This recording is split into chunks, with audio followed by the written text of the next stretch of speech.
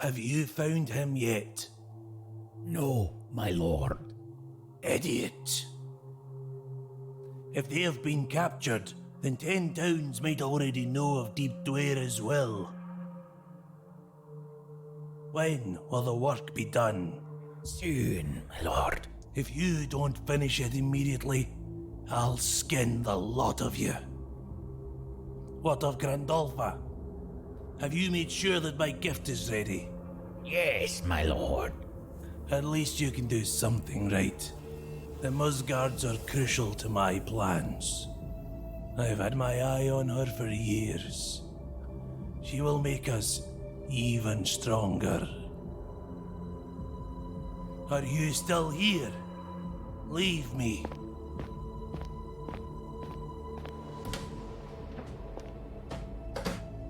Now, look at you shine. You can never disappoint me like these fools. Soon, we will rule the surface as Deep Dwyer demands.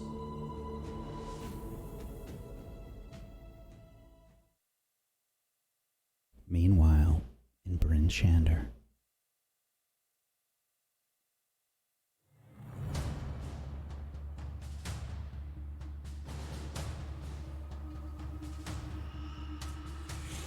Duvessa Shane walks our characters to a private location hidden from prying eyes. She unfurls a map and places it on a large wooden table.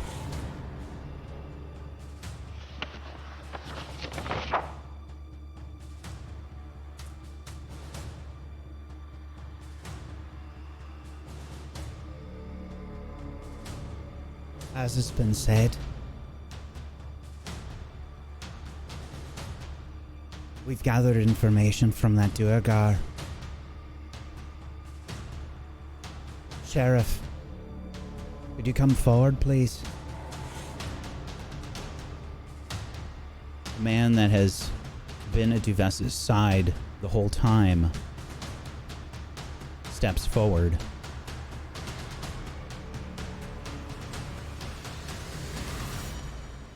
And he looks like this.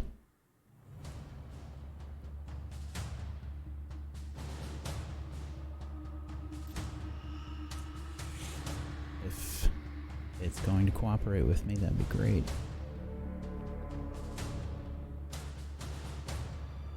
Okay, let's try and close it and reopen it. Here we go.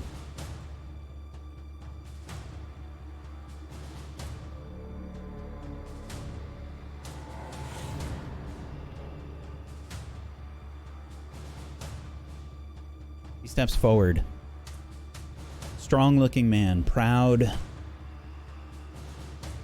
with a commanding presence. Steps forward and points at a map of Icewind Dale that has been unfurled by Duvessa on the table. And he says, "The interrogation took place earlier. That Duergar is dead now. We got some information from him, but not much. We found that these Duergar have been moving through the 10 towns. Using invisibility spells, they have been able to move amongst us without much sight. Footprints have been found. And they spoke of some sort of construct. And they said that it was near completion, and that it would be attacking the 10 towns. The leader is Xardorok Sunblight. Powerful Duergar. It appears that he is looking to gather something known as Chardolin to build this construct. That's right. And we need your help. Why did you kill him? The prisoner. We got all that we could from him. Did you? He raises an eyebrow. Yes. And he willingly told you.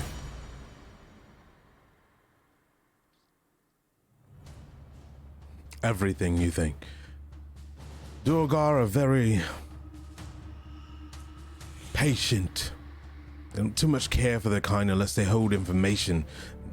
If you didn't kill them, the others could have set a trap. Can't rely on that. With their ability to go invisible, might have been able to escape and notify his comrades that we are aware of the situation. It's given us time to prepare some defenses. I've already set my men about going around the village and preparing the militia. We're going to send runners off to the other towns and let them know as well.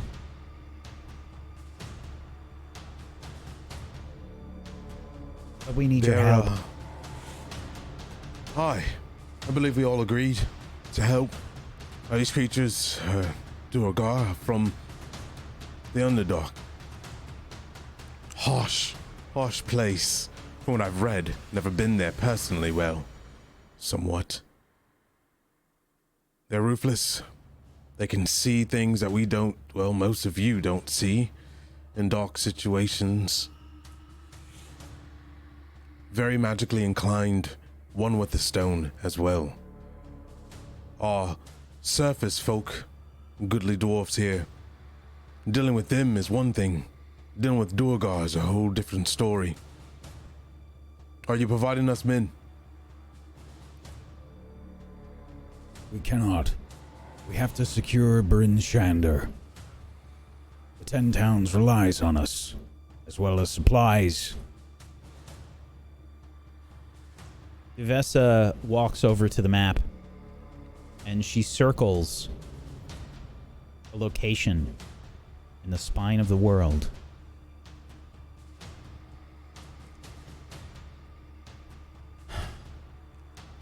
Here. This is where we believe Xardorok's fortress to be. It's a perilous journey.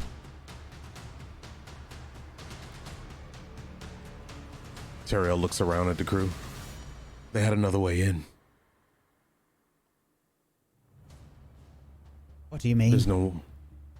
There must be some entrance into these towns. They're dwellers. They're not ones to walk on foot across all this, to take this journey all the way here just to scout out and prepare. They definitely dwelled in, yeah? Yeah, there are a few ways in and out of these towns that you guys may not be aware of. Enlighten us then. Do you know how they got into town?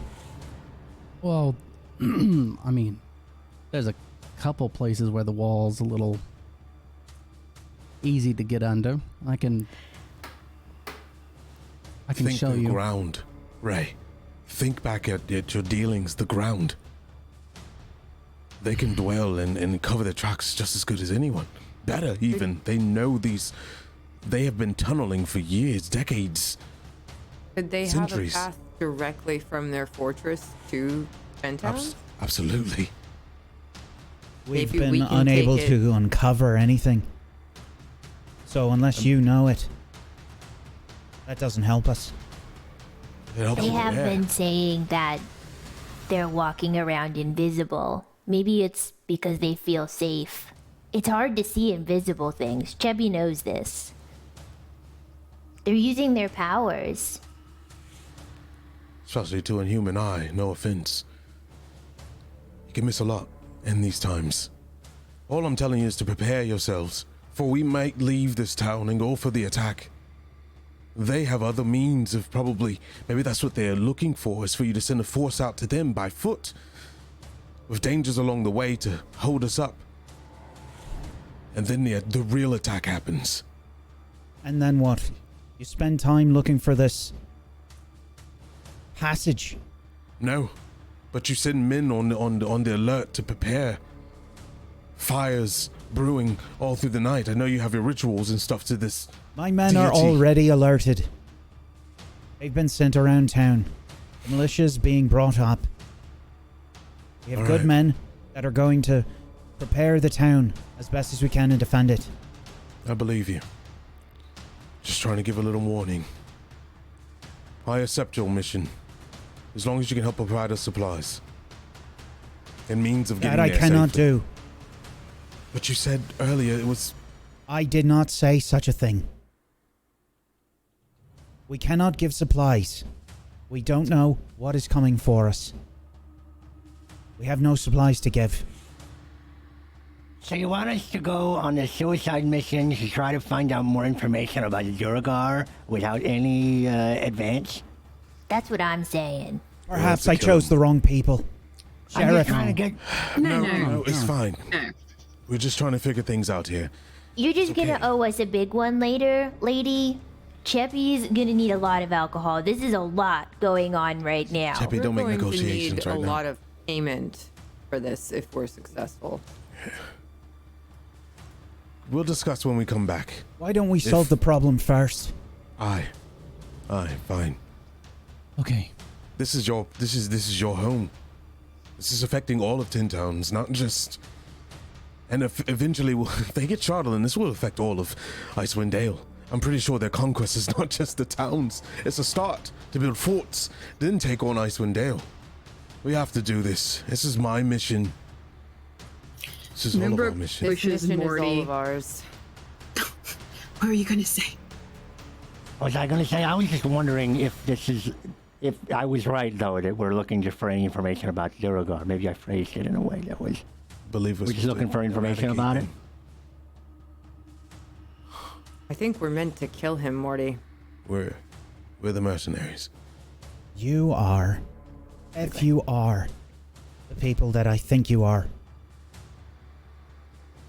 To go to this fortress, infiltrate it, and to kill Xardorok Sunblight. Wow, okay. Turiel stands up from the table and he just kind of looms over and looks at the sheriff and then looks at Duvessa. I need to prepare. If I do not come back from this mission, and we are successful,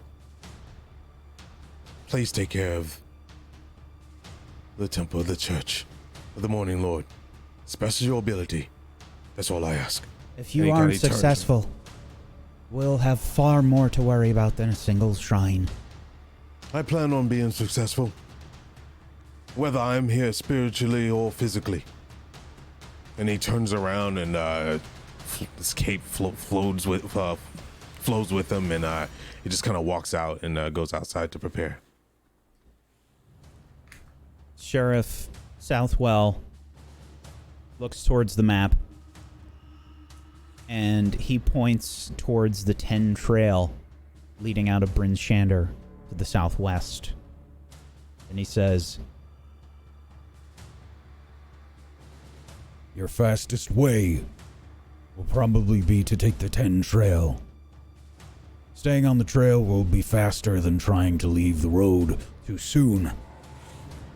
If you stay on the trail, right about here, it should take you maybe 4 hours. and he points to All a right. spot on the map. Cheppy has a question.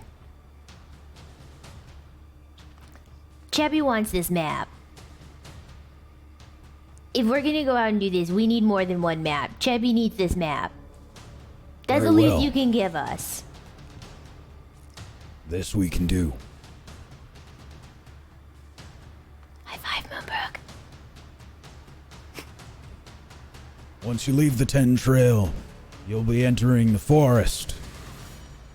Cross the Red Run River. It goes up into the mountains. If you follow the river, that'll be your best bet to get to the fortress as quickly as possible. But once you get into the mountains, It will be perilous. It will be slow going.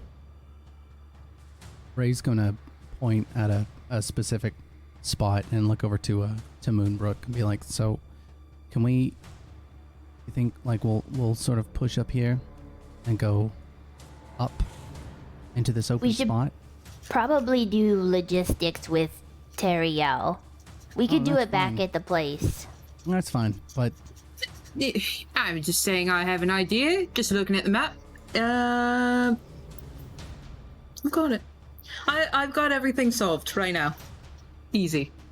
Sheriff Southwell looks at you, then looks at Speaker Duvessa Shane.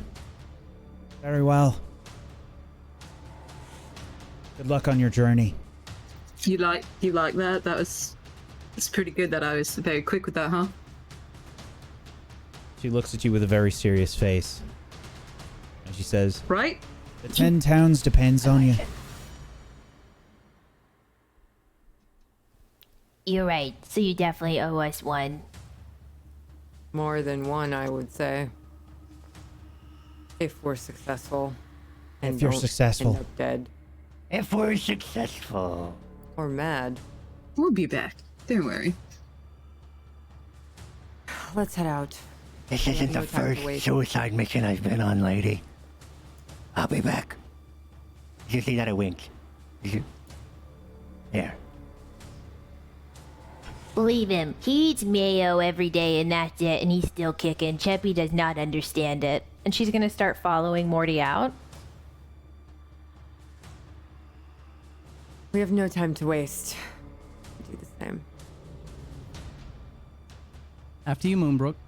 No, after you. After you. I'm gonna. No, after you.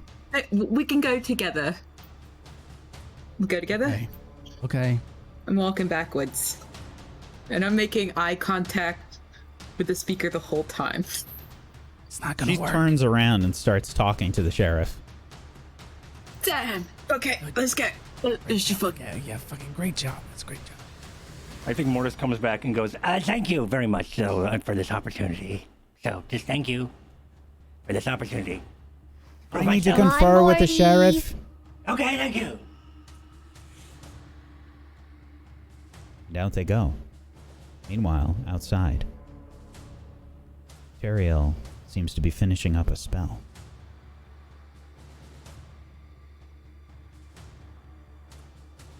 Investments are made.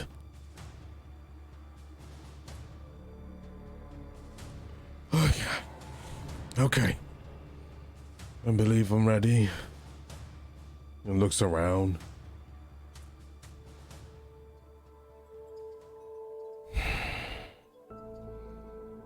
This preparation, I hope you understand that I'm bringing you into something for the first time without even trying to.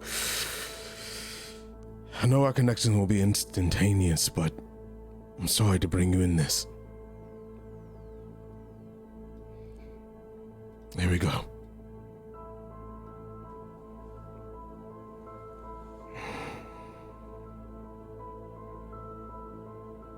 I summon you to this plane. Dale. And he puts his hand down on a certain location, and you start seeing this celestial gate kind of open. It's very misty-like, and an explosion happens, and it's this gigantic celestial warhorse sitting as he casts Fine Steed. Oops. There you go. She's radiant light, beautiful, probably like the most beautiful things he's ever seen. It actually like brings tears to his eyes, and he can physically feel her. She's a planar beast, a warhorse that has all the, I guess you could say, stats of a normal warhorse, but she does get a higher intelligence to a 6. And she is linked with me mentally. She's a intelligent beast. She can join us in battle, and she's very good at not getting tired. So She is now a part of the team as long as she stays quote unquote alive. If she does fall in battle, we don't have to cry. She can be summoned again, but after a full day's rest. It's about that time that you're joined by your other party members outside. He's just kind of looking up at the horse and just has his hand on it. You know, you could have just let me, like, have a moment there, but you didn't, so that's fine. So whatever. I'm gonna let you have a moment. No, I saw you. Were you guys fighting over her again? No. What? No. No. What? No. I have no idea what you're talking My about. money's on Moonbrook. As Cheppy walks Mine is over. as well, but the best way to impress her is to succeed in our quest. You know what? You are right. Absolutely. You know And what I they will- say? A What? key to a woman's heart is saving 10 towns. They don't Yeah, actually say that. Oh. I've literally never heard that before. So The relation's Well, chart. there'll probably be a big celebration if we're successful, and then you can at least get her drunk. That's I'll get usually Cheppy helpful. drunk. There you go. What the hell That is this? Definitely will happen. Terrio, who is this? How did you afford this? Did you steal it? You She's actually like, she's celestial, so she's kind of see-through, I guess you could say, but she's like, she's has some solidarity to her. She's just radiant light. This is Rhoda, and she's A this horse? is my celestial steed. I'm a war horse, and she's quite intelligent, and she kind of ya? like, she kind of looks towards Mortis and stomps her foot really hard and just kind of goes at him. Okay? Yes. Very intelligent, actually, for her kind, I What guess does you could she say. eat? She doesn't need to eat. Oh, She doesn't need to rest. wow. She will Can be she pull the protecting cart? us and getting me where I need to go, and I can scout with her. She's extremely fast on foot and does not get tired. Actually, this is really good because Terrio, you can do a little bit of forward scouting for us as we're going. Or she can pull the cart. No, we Well, we have have our. the draft. She will not be We pulling have the to cart. act- Yeah. She doesn't rest. She doesn't rest. She doesn't need any sleep, Terrio. I bet she would love to carry you. Yes, I will be riding her. And us. Cheppy, you can come along. Sometimes If you can I like. come along? If I'm I good? don't think that's a good idea. I think you No, belong in the they cart, on but the you horse. so understand. damn rude to Morty. Like, hit him. He's gonna cry. Yeah. Work harder. So the I think horse, the cart. the horse will be able to carry 2 people, but at a slower pace. Hey, So- question. Oh, sorry. You first. No, I was just going to say, so once we get going, I don't mind carrying Cheppy if she wants to come on her. But once we get to the location, I will need her top speed. Are we just like heading out right away? Cheppy needs some things maybe before we head out. They said it was perilous. So I also need to sit down and like kind of route really fast. I think I have it. I just want to make sure. So, So you didn't actually have it. no, I that mean was I all did. bullshit. I Oh, just fine. want to. It wasn't shit. I actually have a plan, but it's Complicated? yeah, of course. Not Everything flat. is. Hey, Ray. Hmm. You still got that gem? Ooh. Did I even pass that off to Copper? You gave the gem and the summer star to Copper. Oh. Shit. Hey, does anybody have 21? Never mind. I need a lot more than that. 71 gold. What do you need? So, and he takes out like a crumpled up piece of paper, and he's like, "Well, so the You remember the plans?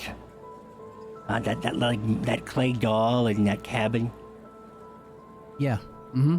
I know at least Ray saw it. Yeah. I want to make one. You can use Wait, what? You can use the gem for that? Yep. It needs a heart. It needs to have a heart or a core or something, and it's gotta be high in value. So I was just, maybe the gem would have been good enough, and I would have been able to make one. But if I can't, then we'll just have to wait. But oh well, I guess I'll just. Well, hold on. Yes. What we're doing? This has to be like an everybody decision. Okay, so I passed off that gem, the copper, so he could study it. But if it's going to be more useful for what you're doing, especially in the situation we're going to be in, what do you guys think? Should we get it? Oh, absolutely. Like, think about it this way. I know that we've got to give it back at some point, right? However, if there's no fucking tin towns, then, this might help. Well, let's use the gem up. Mortis, Or you remember you have to break the gem. I have to break the gem to make it work? You have to break. You have to break the. I personally am against it. Whether we're course you successful or are. not, if, and he looks dead at Moonbrook. The bigger mission is to bring warmth to Icewind Dale, whether 10 towns exist or not. Civilizations can be rebuilt. If that gem serves as a purpose to speed up this process, then the bigger mission is possibly to succeed. If we take it away from him, break it open, use it or whatever, then that possibility may be put up for rest. Okay. That's where you're wrong. Because no, let me finish. Okay. The heart of Tin Towns is its people. You're not from here, you don't understand. This whole place is a barren wasteland, so all that is left is the people. Cheppy also agrees. There's no point to bring warmth here if there's nobody here. Even if someone comes back, it's a waste if it means everyone has to die.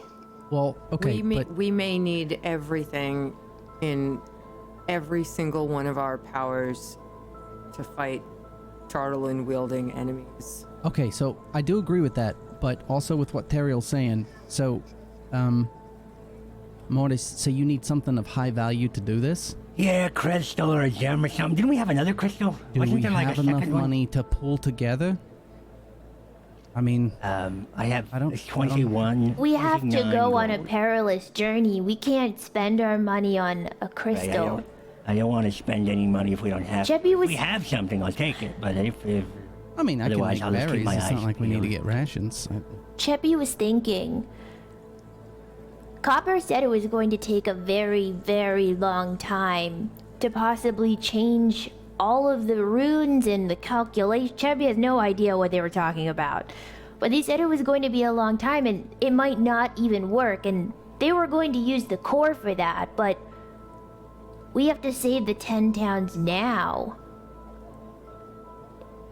Not months from now. We might be able to find something else, like Chardolin, to power whatever warms this land, but what if we need that core now to help us? Using Chardolin could be incredibly dangerous, more dangerous than anything we've encountered before. I don't even We don't know have if we to. can handle it. We don't have to. It's just an option, but we need the help now. Teriel, you said it yourself. This is a very, very scary thing we're going into. We may die here and then we never bring the warmth to the land. We need all the help we can get. We'll find another way.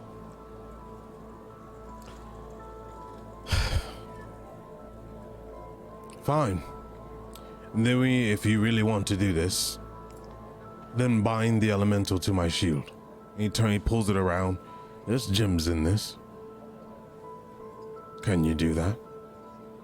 I think he needs the core, the thing, the heart, right? I mean, I could take a gem off of it. It's got to be one of the pretty pricey ones, but also I don't know if I want to break the shield's infusion. No, I thought we can infuse it.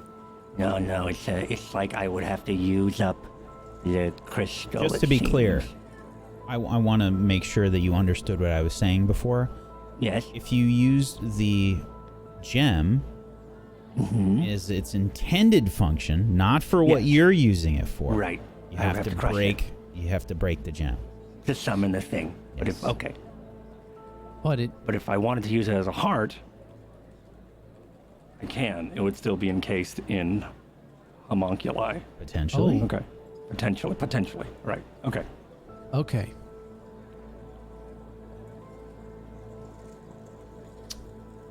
So what do we do? Well, I mean, we could just go shopping. I mean, it's if I thought you had it. If you had the gem, I would use Well, I mean, it. If you copper's don't right have the out- gem, it's fine. Oh, copper's right down there. I mean, we can. Copper is right down there, but also I would really like to, the warmth has been really nice. But I don't know. It's up to all of you. If you think it's like the gem is more important with us, great.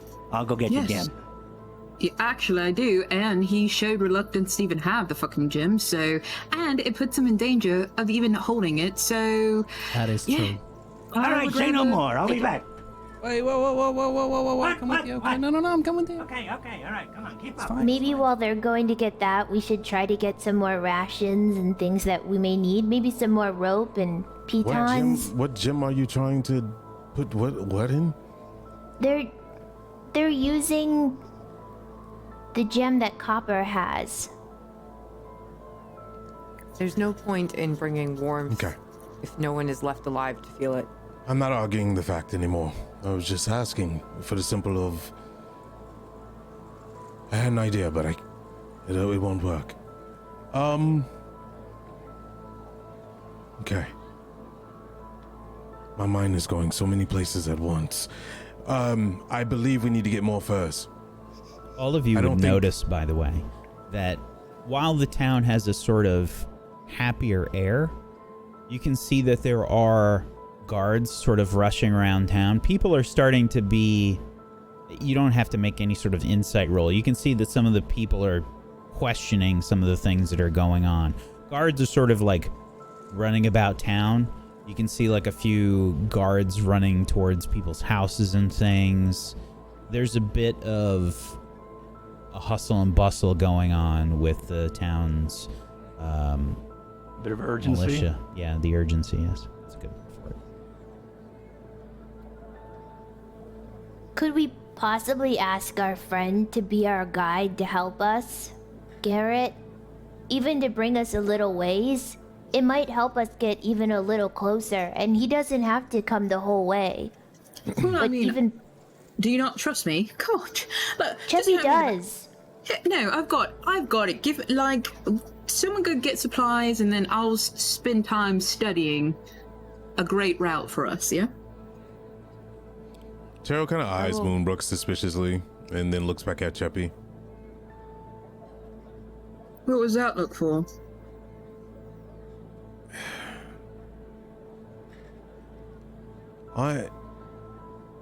Nothing.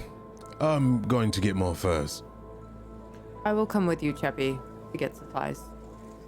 We can go with Teriel to get furs and food and stuff, and Moonbrook, you can check the map. Yeah, I'll go chill out the cart while people look at me suspiciously, and she just walks off. Okay. So, to speed up the shopping bit, Mortis, you and Ray basically just asked Copper for the gem back. He would have given it to you without any sort of, complaint. You're the ones that gave him the gem to study, so if you want it back, he's not going to argue with you. So you would have gotten that back. It wouldn't have taken very long. As far as shopping and things go, what are you looking to purchase? You can all assume that the stuff from the player's handbook in the general equipment section is purchasable. Anything that is paper-based or wood-based is double the price. Teriel's gonna get fitted furs to be a lot more warm, knowing that this is probably not gonna stretch. This warmth is not gonna stretch where they're going. Ultimately, to try to prevent exhaustion from happening, even from if we're going to the spine of the world area, it's going to be bad. So yeah, fitted furs is what he's looking for. And I think I still have climbing gear. Should. Yeah, I do. So yeah. Okay. So we'll just count that as winter clothing, basically. And I have furs already in my thing, but is there any way to stack it? we can. I'll say it costs basically eight gold pieces, because the winter clothing is normally 10, but it comes with the crampons and the snowshoes, which you don't really need, so we can just say it's the the equivalent. We'll say 8 gold. And I'll just put that as winter clothing. Okay.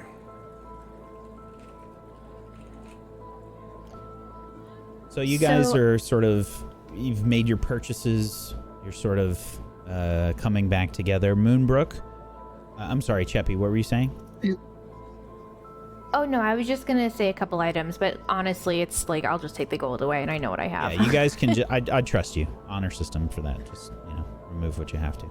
And then... Can I sell? You can. It's half the cost. Okay, because I have some scimitars and stuff. I'm trying to, unload my weight. You can sell it for half the cost of the item. So look up the item and you can sell it for half. All right.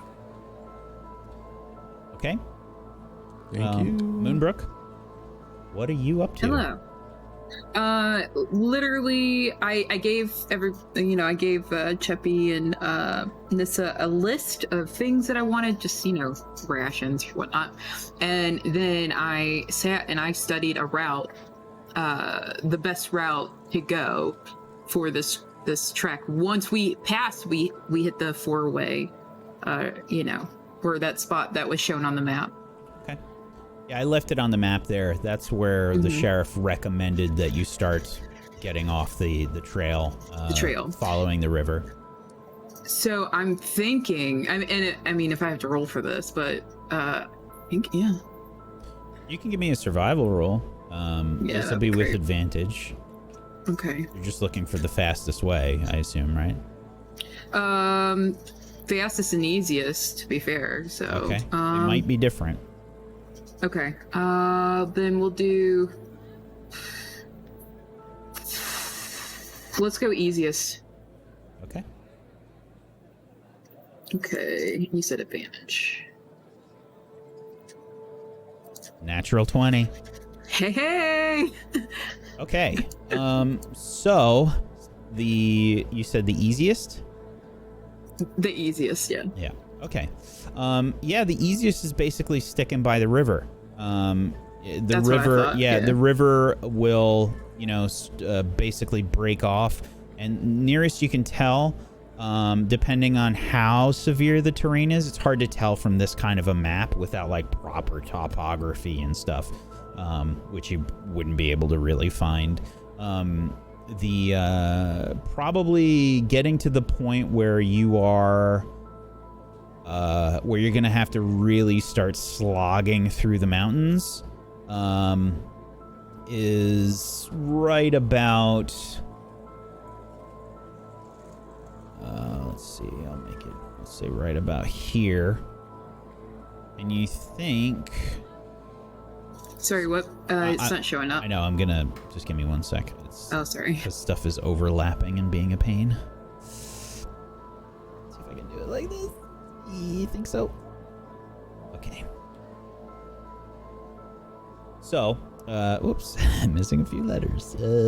So you think that it would probably take about 5 hours from that point where you're getting off of the trail, if you follow the river. Something about like that. Okay.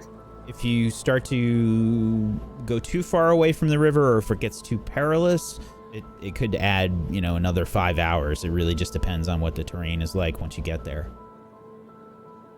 Oh, okay. Yeah. All right. I'm gonna take the time to mark on the map and, write little notes and, all that proper stuff while they're away. Okay. You all make your way back to Moonbrook in the cart with supplies in hand. Drop a big bag of supplies off by the cart. Moonbrook, we have the things you wanted. Chubby's Hey, got thank your you. rations. Just let me know how much I need to pay you back. So I think I've found a really great route, but the problem is it's a lot easier, but it does add a little bit of time. So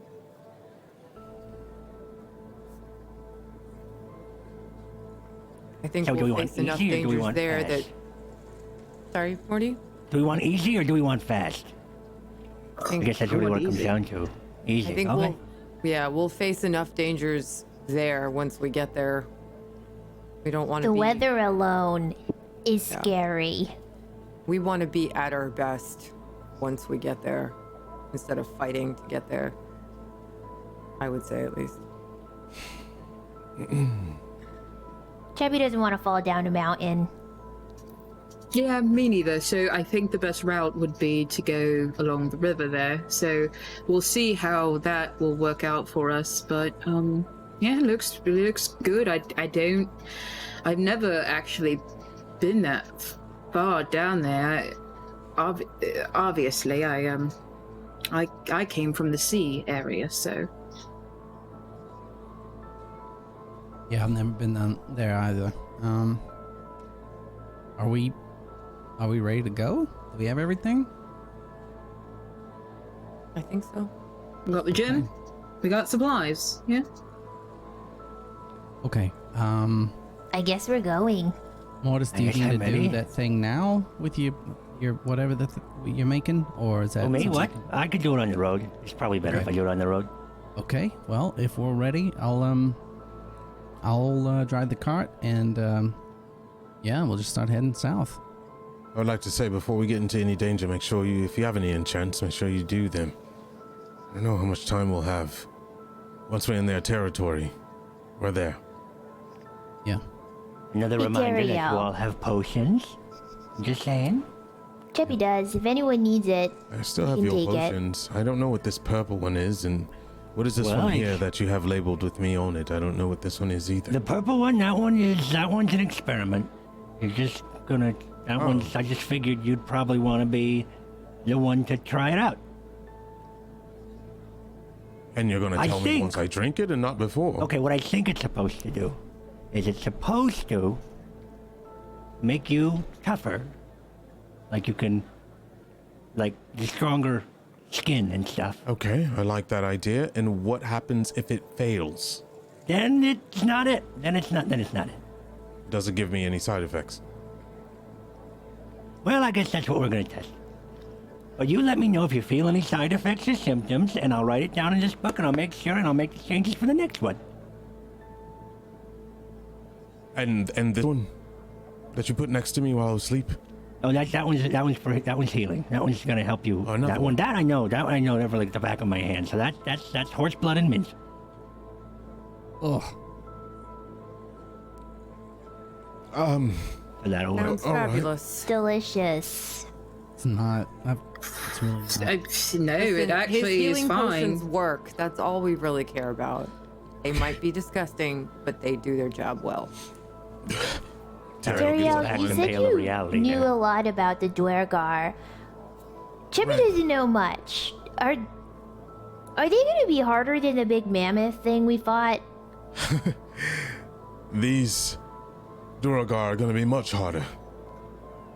They think we're in their territory where they have lived and dwelled for centuries. They know their land way better than we do. This is possibly going to be one of the hardest feats we've entered. But I believe in this group.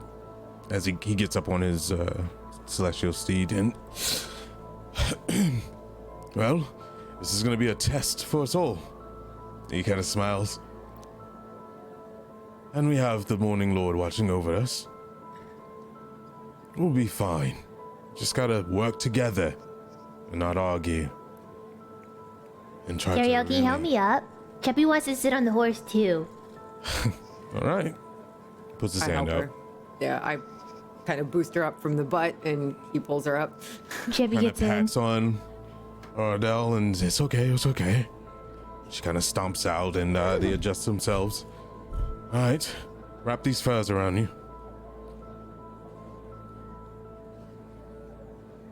Hold on to Frog up there.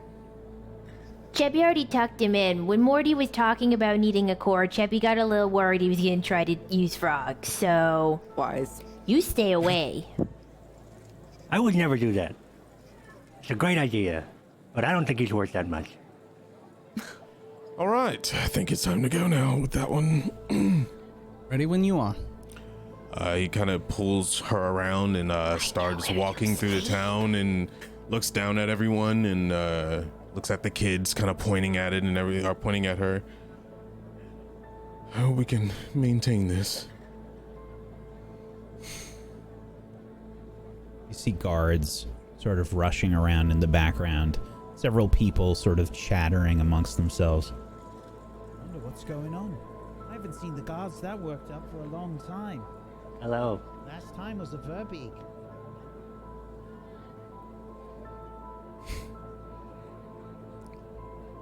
And off you go. Just to be clear about the positioning inside the cart, Ray said that he was guiding the cart, driving the cart with the axe beaks. How are you all positioned inside the cart? I am going. I know that my position is to help guide whoever is driving. So yeah.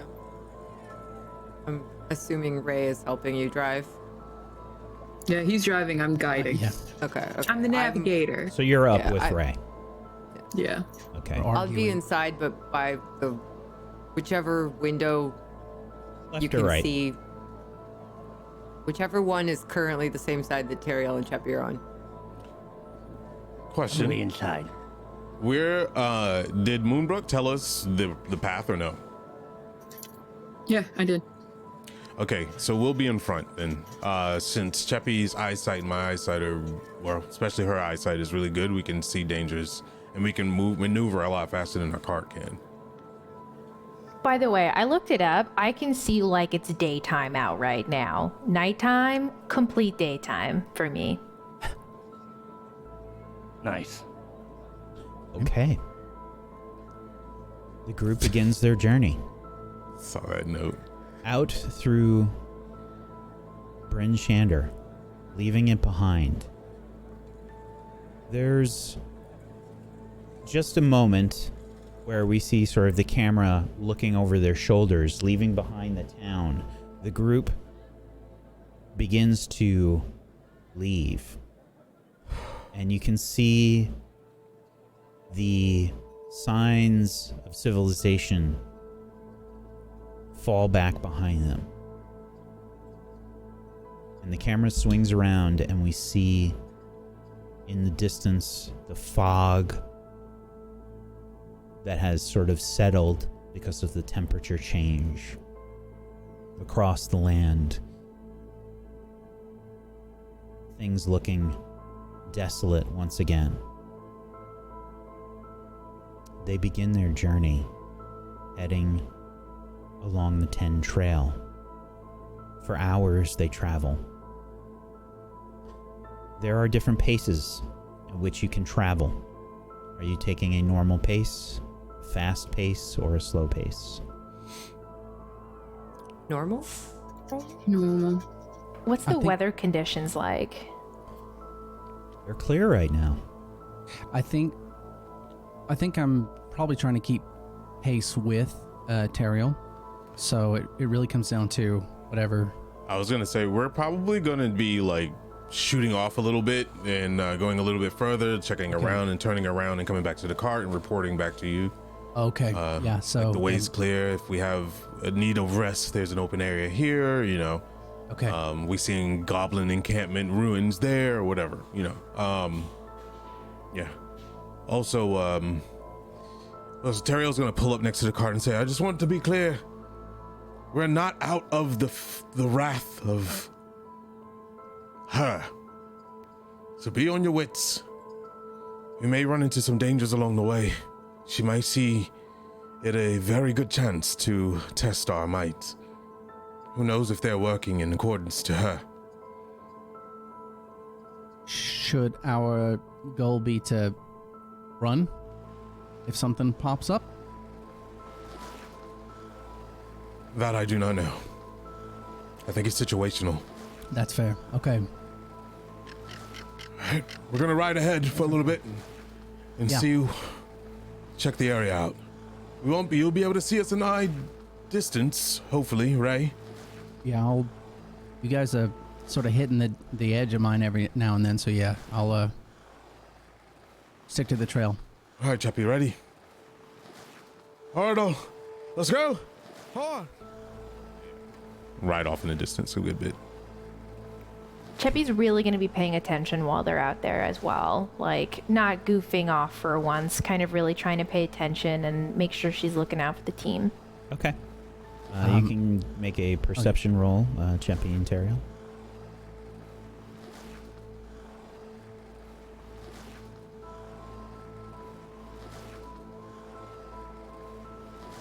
Continue along the path. Oops, did I do that? You did. For hours, you travel, following along the 10 trail. How's everybody feeling right now? Nissa, how are you feeling? Apprehensive. You heard about this Xardorok. They've been searching for it, apparently. Is that weighing on you? Very much so. I'm still not sure what I remembered. If it was a dream, if it was what really happened. But it terrifies me. The last thing I would ever want to do is hurt my friends.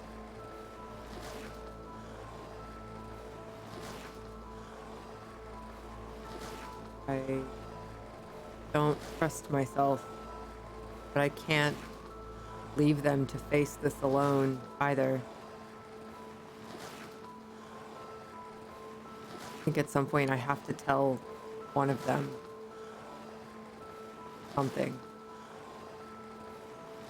But I'm not really ready to admit anything yet to myself, much less anyone else.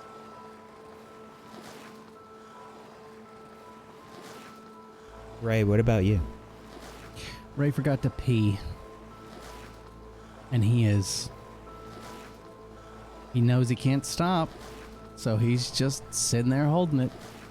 Definitely Ray, not Aaron. Definitely not me.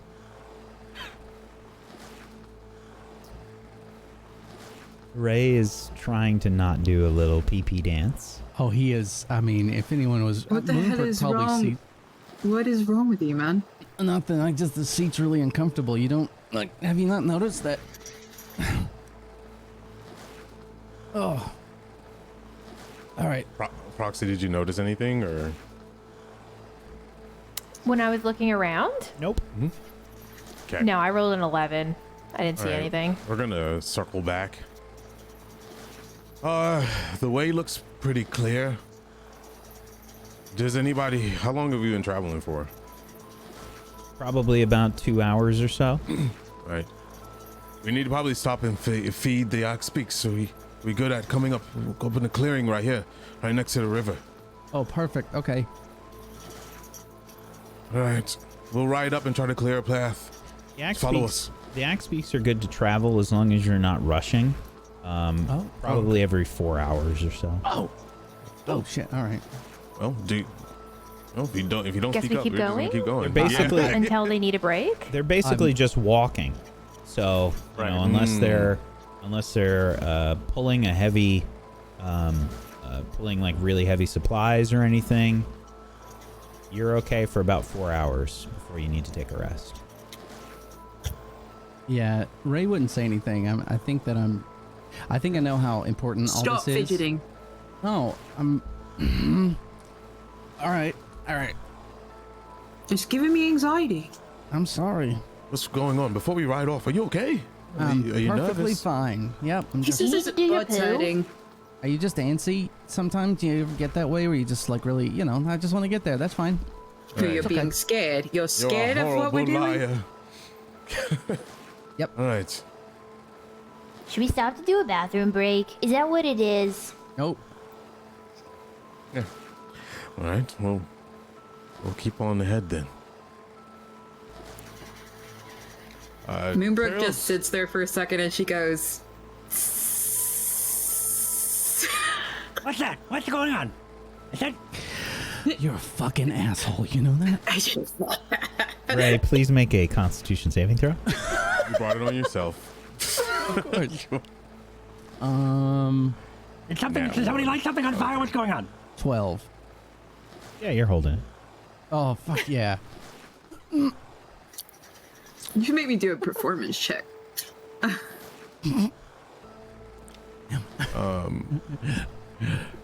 Teriel's thinking about the Chardolin and thinking about how he can bless it. Possibly. He's thinking of ways to use it to his advantage, but not in a very positive way. And working with Copper. And he's envisioning a life past Icewind Dale with his new powers that he doesn't speak about and insight. And he's just kind of looking back at Cheppy, making sure she's warm and safe, and he's just smiling at the moment because he's like, I'm riding a celestial steed, like he's just feeling really good about everything. And until the reality hits him that they may not come back from this. What about you, Mortis? Mortis is a little on the. He's been a little bit quiet this whole time since they've left and since they've been given this mission. This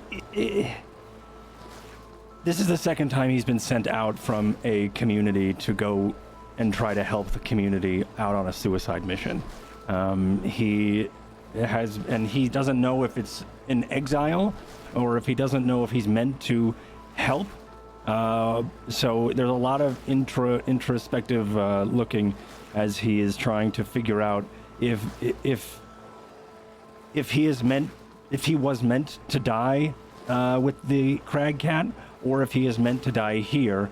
But it seems like fate keeps pushing him to his fate, or to his destiny, and he doesn't know if it's luck that's keeping him here, or if it's just he's meant for something bigger. He's not entirely sure, but that's probably what's distracting him as he's reading over Macretus's notes about the homunculus. He does gather some materials, probably some ashes, because we have an indoor fireplace in this, right? So he's going to gather some ashes from that, I think, and probably like put that aside while I imagine like the Gandalf scene where he's drinking a mug and looking over the papers in the tower. But he's kind of doing that, but also with like one hand looking at these notes and scooping ashes out of the fire, and then just staring at this gem, trying to figure out how he can activate his own homunculus. But he keeps getting distracted by these thoughts about a suicide mission and whether or not he should do this for a culture. He doesn't know the 10 towns. He's never lived within the 10 towns. He's been to Brynshender once, but there's a part of him that's like, why am I even on this? But I think he comes to the conclusion, if the 10 towns fall, it's only a matter of time before Karkarok, his town falls. Which I have to look up his name again. But so he is just, like I said, he's just distracted, but still trying to study a bit. Okay. What about Moonbrook? Karkalok. So, Moonbrook is, a little pissy as usual. Because... Wow. What a revelation, right? Because the look that Teriel gave her earlier, she was just trying to help the group, and, she's just over it at this point, and she understands her mission. She actually has over the years started to care about the citizens of Tin Towns, which is why she likes Ray and Nissa. The people are the heart of Tin Towns. There's nothing else. We have nothing else here. So that thought that Teriel could just dismiss an entire group of people, this is how she's shaking her head, but this is how she sees it. So she's thinking about that in her head, this is kind of bullshit, but yeah. And what about Cheppy? Honestly, at this point in time, I think Cheppy's she's a little bit scared. She's heard of adventurers, and she's never seen them. She's never left the Fae before. There are certain Fae who may not think that mixing with others is appropriate, and she's never been allowed to see adventurers or other people, and this is the first time, she's left because she has this now magical ability, and she feels a part of something for once, but she's afraid of losing it, and yeah. She's really trying to just pay attention and just hold on and be one of those adventurers she's heard about.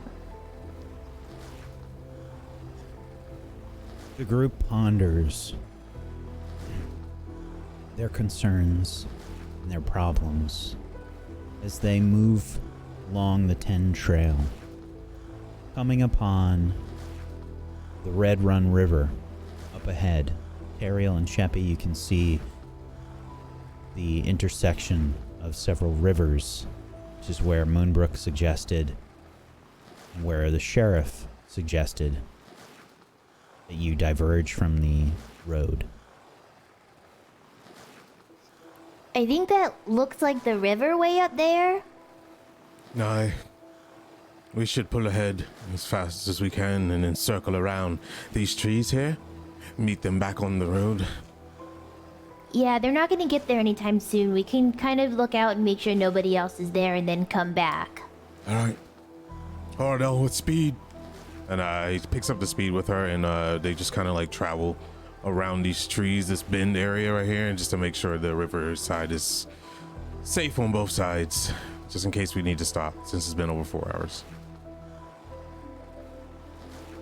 Okay, you can give me a survival check, Teriel.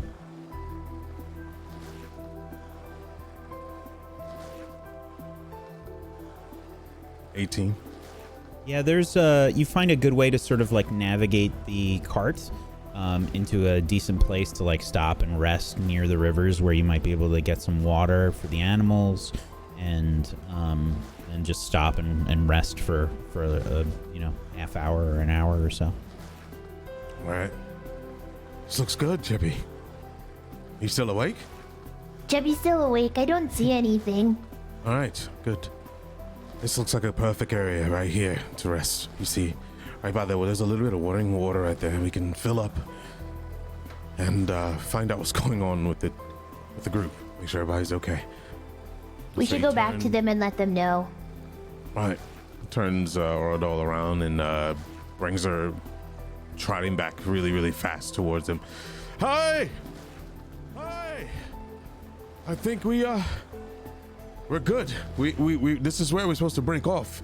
And up further this way, there's a clearing right there. We can sit and rest for a bit and let the axe peaks rest. And there's running water. It looks clean, clear. Can I get the cart up that way? Yeah, it's you have to follow this bin right here. Stay on this side. Don't veer off this path. Once you come up, you'll see a clearing, and that's where we park. Okay. There's running water? Yeah, The water... It's not super fast, but it's The water would actually be frozen over. It wouldn't be running. Oh, I thought you said to get water, so that's why Well, I thought. it's probably a place you could get water there. There's... Oh, okay. Yeah, like I mean, a tap or something? All right. Yeah, or Gotcha. you might be able to break through the ice and get some water, but yeah, it is frozen over. Okay, I was just making sure. All right. Let's follow this path up and we'll dock over here. Okay. All right? Follow us. And he runs up. Once Hey, you Cheppy and two. Teriel start getting a little bit closer, Cheppy's going to cast Create Bonfire in the center of the area that they had picked out, just to make it a little easier to see. Sure. The wind and the cold, by the way, has picked up since you have left. Each of you is feeling that familiar sort of cold that you've come to remember and associate with Icewind Dale. It's not quite as bad as when you first arrived, but it's definitely getting colder as you've left the town.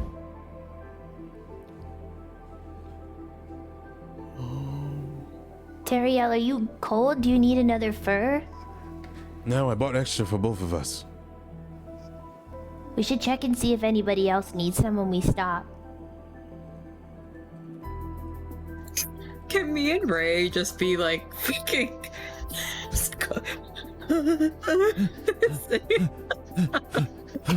I've Get probably. closer to me. You look Yeah, like the I've- scene from Dumb and Dumber when they're on the Yeah. two motorcycles. Snot, Yeah, There's I've snotsicles.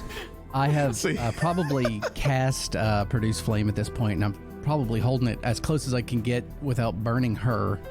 Please don't burn my hair. Don't guys still burn in the my car? hair, man. I'm not. It's like right. Just A put your hands little. out. It started singeing right here. She's like, oh. Look, that was the win. That wasn't me. I didn't. Are you still in the cart? Yeah, I think we're probably pulling up right now. Okay, Like we're okay. Yeah. I think I probably was the back of this thing essentially shut. I mean, it's just like solid in the back. Yeah. Yeah. Okay, so I'm probably gonna try and angle this thing so that's where the wind's hitting, like direct back as much as I can. Sure. Both for the birds and for anyone inside. I guess Teriel and Chevy walk up like looking pretty comfy. Cheppy looks great. Very warm. Just walks out. Yeah, right over here. Right over here. Yeah. Are you okay? Are you okay? guys- And he kind of like peers in. How you guys doing back there? So far, so good. Some of you look cold, and Cheppy's gonna snap her fingers and create bonfire in the fireplace in the Oh. center of the room. Okay, I was using that. Oh, Starts to scoop some of the ash. sorry. Sorry, Morty. Fine, it's probably better that we're all warm. That's much better, actually. Thank you. It might be a little bit better for now. Chippy can help you with that later. It's okay. It's fine. I think I'm getting it soon. He starts to take some of the ash and sprinkle it on top of the gem, and then he rolls it around in the pile of ashes in front of the fireplace. You didn't get any extra furs, I see. Is that? Oh, me? Well, all of you. Nope. No, I didn't. Vanessa doesn't need furs, I'm assuming. No, I'm fine. Cheppy takes one of the extra ones off of her and she hands it over, like kind of holding it in front of the other three. Do either of you want one of these? I think actually Yes. at this point, Ray would have jumped down and gone and run off into the dark to go pee. Probably didn't even say anything. Oh, we stopped. He just, yeah, he literally just, In one moment we saw Ray, now we see a wisp. Oh my god. A pisp. She's holding it out to Morty and Moonbrook. Thank you. Oh, And There's a bit of a tug of war for a second. You guys, Fine. you two should bundle up as a package. I think that'll work perfectly for this. that's fine. Come on, Morty. And she'll like I'm not wrap it moving around. Oh, Moonbrook. And Oh, Cheppy's gonna like yeah. reach into her legs and take out 5 rations. Chippy's starting to get a little heavy. She's maybe snacking on too many rations. Could you take these? Yeah, sure. Put them in my bag. Appreciate it. Come on, Morty, this is a cuddle puddle. All right? Yeah, okay, all right, thank you. I'm gonna need some of my hands here in a second. Okay, I'm just gonna try this out here. And he goes and he pulls a crossbow bolt from his like robes, and he like unsnaps the quiver like at his waist, and he closes it again. He's got a crossbow bolt, and then he goes, Try to keep me warm because there's gonna be a lot of energy here. so like, well, you're really close, and then he just goes, and it's like snot rockets onto the quill and the feathers of this bolt, and then he starts to twirl it around, and it seems to like there's a strand of snot that is starting to wrap around, and he starts to whip it around like cotton candy, so it starts to bundle on the edge of his of this quill, and then he takes it and wipes it, and then flicks it, the whole glob, onto the gem, and then for a moment the gem starts to just like depress and sag a bit, and then he kind of pokes it again and goes, and then he uses the other end of the bolt, cuts his finger, and then a drop of blood hits the globule, and then it's kind of gains elasticity again, and as it does, it slingshots off of the surface, with the center point being the heart of this blob. It's sort of like an anti-gravity water bubble, but in the center of it is this gem. It's about the size of an ogre skull or a beach ball or basketball if you're from 2021, and inside of it is that glowing red gem surrounded by just this green glob of mucus. You do see he takes out another vial, and it's a black ichor, and he drops some of it from his poisoner's kit, and he drops some of it from the top, and you start to see the clouding black ink of it inside, and he goes, there you go, and he gives it a pat, and the thing just, and it's just sort of floats around the inside of the wagon. I think I did it. What the hell did you just do? What did you do? Morty, you're the nastiest person Chubby has ever met in her life. Thank you. What was that? Well, this is gonna help us. Want to see? Oh, Chubby doesn't want anything to do with that snot string. what the fuck is that? Ew. Well, It's a snot, man. I haven't Apparently named your it yet. replacement. I was thinking Magoobiot. I think that would have been a good one. But there was also The boogeyman. That's pretty Snot. good, man. Boogeyman. That's pretty good. Boogerman. Is it alive? Booger? Booger's a great name. I just named it Booger. What is? Yeah, it's Booger. alive. It's Booger. really Alive. snot. I like Booger's a great name. You want to say hi? And then it kind of just like it starts to ripple and bounce off of really just nothing, as it, like, I guess sort of like a jellyfish would propel itself. Undulate. It does that and undulates back into its elastic sphere and guides its way towards you, Teriel. That's close Look enough. out. And, like, Moonbrook ducks so it doesn't hit her. It's floating back. He like kind of puts his shield up a little bit and just like, I've seen enough. That's great. Nice to smell you. I think the name Booger is great. I was gonna go with Magoobiot, but I think that takes the cake. Everybody like that name? Like we're all doing like this group. So I don't I understand. mean, it's yours, I don't so- understand. You put this gem inside for what reason? To give it life. But We use the gem for a snot monster? That is what we got to be our help? Is a giant boogie? Can we still see the gem? Yeah, I would think, yeah, you'd still, Is it it's like- a translucent is it- green, It's the and there's core, still like, right? yeah, As the long core as of it's it is, But we can still see it? yeah.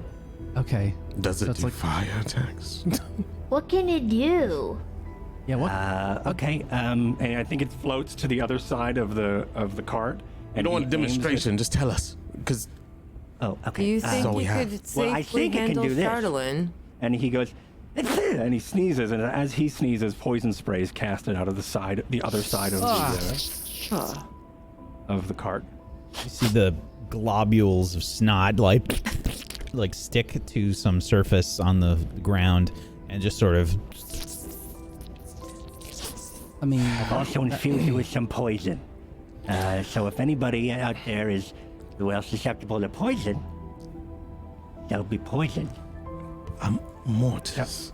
So now I could shoot from the cart. Like, imagine this. Imagine the fight we had earlier, okay? I'm here at the cart. I'm shooting across down the range with my crossbow. And then up behind, while you're fighting there, comes this blob, comes Booger, and then Booger sprays him with poison from behind.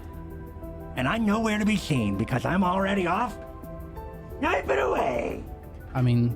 You do realize we have to go inside there when we get there.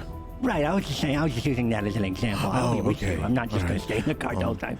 Can it, can sounds it like shoot it could fire? be an advantage. I Can it shoot think this fire? is great. I don't think Anything that so. can help. No. That's what I'm saying. That's why this was a Huh? good idea. Good job, Morty. You did Yes. great. Thank Good you. job. Thank you. If we have just Teriel, why don't you tell him, thank you. Why did I have to tell him thank you? You just did. No, baby, everybody's saying it. Nissa used to say it. Everybody said it. Thank you. You don't have to Chubby is thank me. I not know it's thankful for a giant snot it's a ball. giant- This it's a thing giant is booger ball. vile. I get it. I See? understand. But It's a will- teleporter to his snaz. That's disgusting. Chubby have does to not thank me now. understand this gross thing. You don't have to thank If me it now. helps us, Fine. that's all that matters. You know, Perhaps it if can we- handle the Chardolin safely where we cannot. I didn't think of that. It is a ball of snot. It can't go Even- crazy. Didn't even think Oh. of that. Can this pick up Mortis things? is happy with it, then. Can this okay. pick up things? I can pick up things. Yeah, I think so. We'll try it out. if- This is my first day. right. Well, Does anybody else have any special tricks that they want to pull out of their nose? Yeah, Well, sure, why- actually. And Moonbrook cast Mage Hand really fast. And the hand floats in the air and gives the snot rocket a high five. oh, Booger bounces off of the wall. Yeah, there's And just it's it's like tendrils of snot like stick to the mage hand. They're bros. Okay, I'm going to see if we can find some game outside. I also have this other thing that I've been wanting. I don't know if it's now that we're all friends, and I don't know, maybe you want to help me out. But if we have enough materials, which is unfortunate, probably rotting food would be great. 50 gold's worth of rotting food, or maybe some poisons, or something like that, or maybe some old food. I'm just saying, if we find enough discarded, gross shit, probably shit actually, but anything, I can distill it into a poison, and I could coat all of our weapons for more poison. Just if that's something we all want to do, I'm available to talk at my rates. well, there's a Yeah, we have. there's a yellow Outside. pie, or like I got some yellow snow. Will that help? Teriel just holds his Yes. hand up and it starts Yep, I'll be- shining. He's like, I I'll can be back. I'm gonna just go get it. do magic weapon for I'm gonna everybody. show Why? you where the. Does he have to have shit involved? I. I think he just likes poo, Teriel. At this point, The group continues their rest as Mortis gathers things, and they continue on their journey, wrapping up.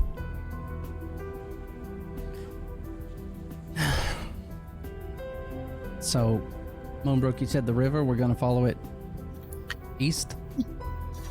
We're following it. Just follow the river until Sort of I say. south? We'll just follow okay. just follow the river to the south. Yeah. Okay. Right. Okay. Well, Sheppy and Teriel do what they did earlier. Yep, she's still gonna be looking around, seeing if she sees anything. Following the river you go. I would like a perception check from Teriel and Cheppy, please.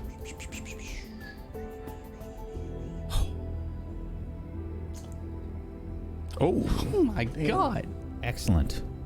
So, there are several times along your journey here that it's hard to travel with a cart and a horse through this area. There's no trail here. It is very difficult terrain. And you're not quite in the mountains yet, but you're getting there. Like, the elevation's starting to go up, and there's a few areas that you have to kind of navigate. But you find some really good paths to do so. You keep the cart in good condition, and there aren't really any Oregon Trail-like problems as the cart moves. Cheppy's gonna specifically be looking out for footprints in the snow as well. Yeah. By the way, Teriel said you said you were going to look for game before. Go ahead and you can give me a survival check from when you were taking a rest. You wouldn't be able necessarily to get much, but yeah, 9 not really going to be enough. Lovely little pheasant. Yeah. Okay. It's fine. And Cheppy, you're looking for footprints. You would not see any. Thinking that much. However, you do see something as the cart is moving along the river. Teriel, you and Cheppy see something moving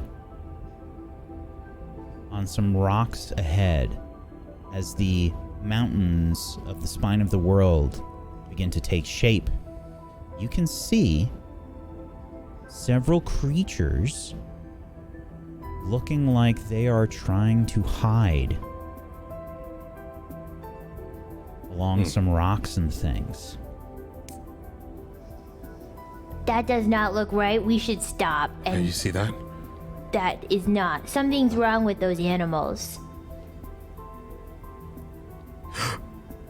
Give me both of you can give me a nature check.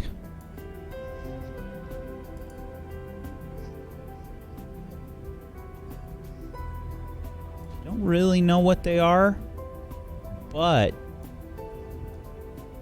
they weren't necessarily moving around on all fours. You think they were moving around on 2 feet. They looked like some strange creatures.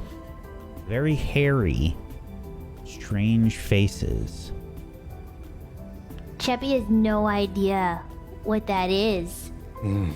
We should probably go back and tell everybody that we've seen these. Do we notice the size of them since it's kind of silhouette-y or whatever? A little bit smaller than you. Okay. All right. He circles her around and then trots back at a faster speed than normal to catch up to him. Hey! All right. Cheppy, tell him what you saw. Ray, there are these creatures. They're up on the hills. Cheppy's never seen them before, but they're kind of hairy and maybe a little bit smaller than Teriel. They were really far out. Hairy? It looked like they were hiding. Moonbrook? You? Does that sound like anything specifically to you? They look like they were walking on 2 legs, not 4. The rest of you can give me... well, you can choose one of you to make the roll here, a nature check. That would be you. No. Oh, that's funny enough. That probably shouldn't be me, but okay, I'll do it. I can. Yes. Good. Is any? Oh, really? Yeah. Mortis might be able to do it. No. It's just a nose goes. I don't want to do it. Nose goes. Got it. Tess. Nissa, you've been more out in the wilds than any of us. Does that sound like anything? This will be a regular roll. Okay. You're not quite sure what it is. Okay. I At least have from that no description. idea. We have to be careful. There's going to be numerous things out here. In the mountains, we could come across frost giants. We can come across pretty much anything out here, really. Do you... Goblins. No offense. Dragons, yeah, None-taking. soulless, we know. Were they closer High to elves? the mountains? Sun elves? They They could also on be out the, here. were they on the left or the right? I'm sorry. It looked like they They were were just trying to on the set up an peaks. ambush. Figured. Well, I will Moon say elves that as well. we're out here. Everyone's hungry. So maybe we're just fresh meat walking for the slaughter.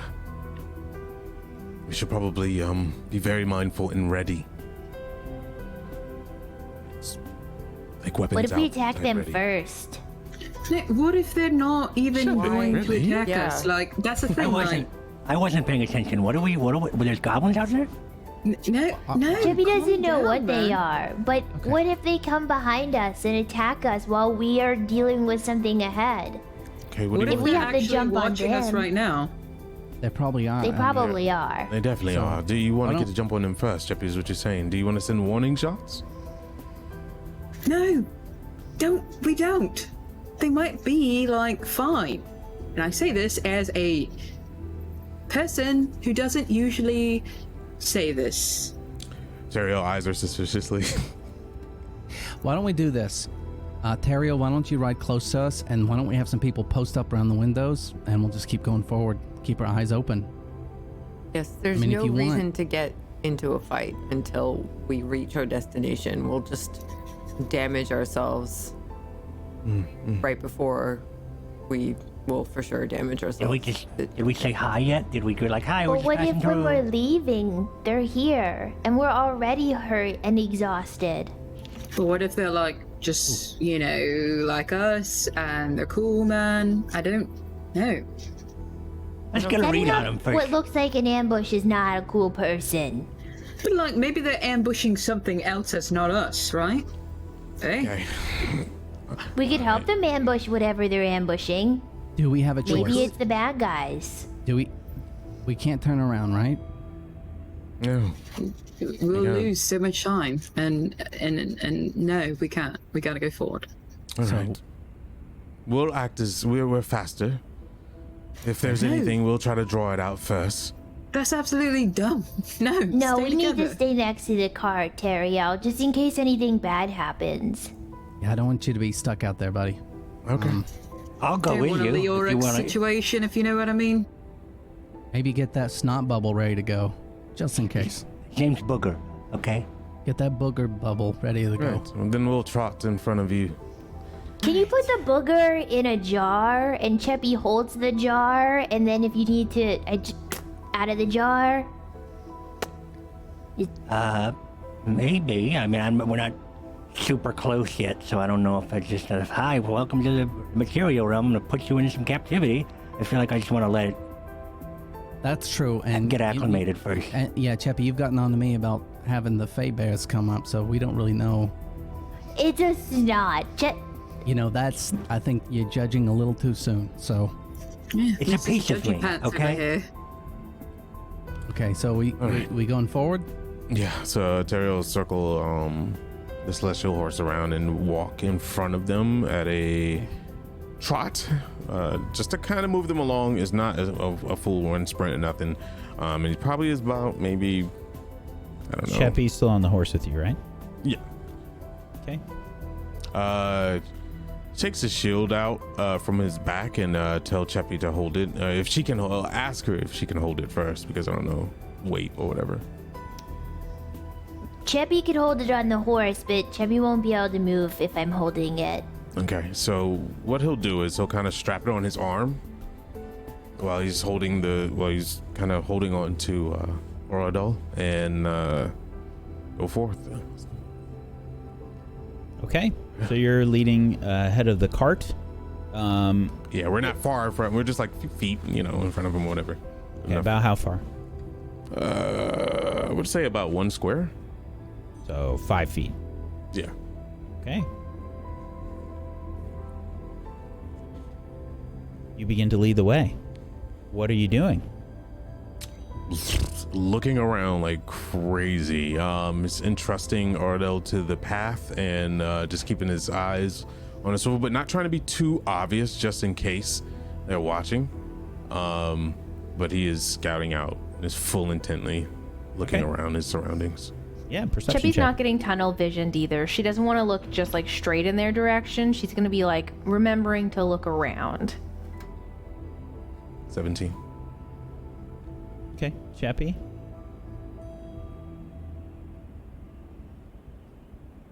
You can see that these creatures are definitely looking in your direction, Teriel.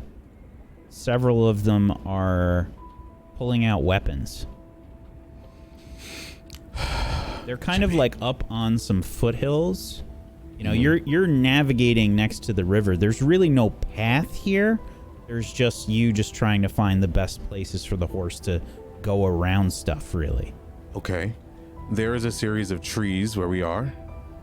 The trees are a bit further out. The trees aren't really very prevalent in your immediate area. It's a little bit more rocky. Are we where this big green point is? Or are we a little bit further? No, you're right by the river. The trees are not necessarily really close to the river. I got you. The closer we get, the more it's spread. Okay. How close are they to us? These creatures are probably maybe 50, 60 feet away from you. The moment How far? Cheppy notices anything weird happen, she's gonna Eldritch Blast one to the face. Okay. Okay, so while Teriel's getting ready to try to warn Cheppy, I guess she just shoots off. So Cheppy, they're preparing an ambush. They have weapons. As soon as he says they have weapons, she's just gonna toss one straight towards the one she sees.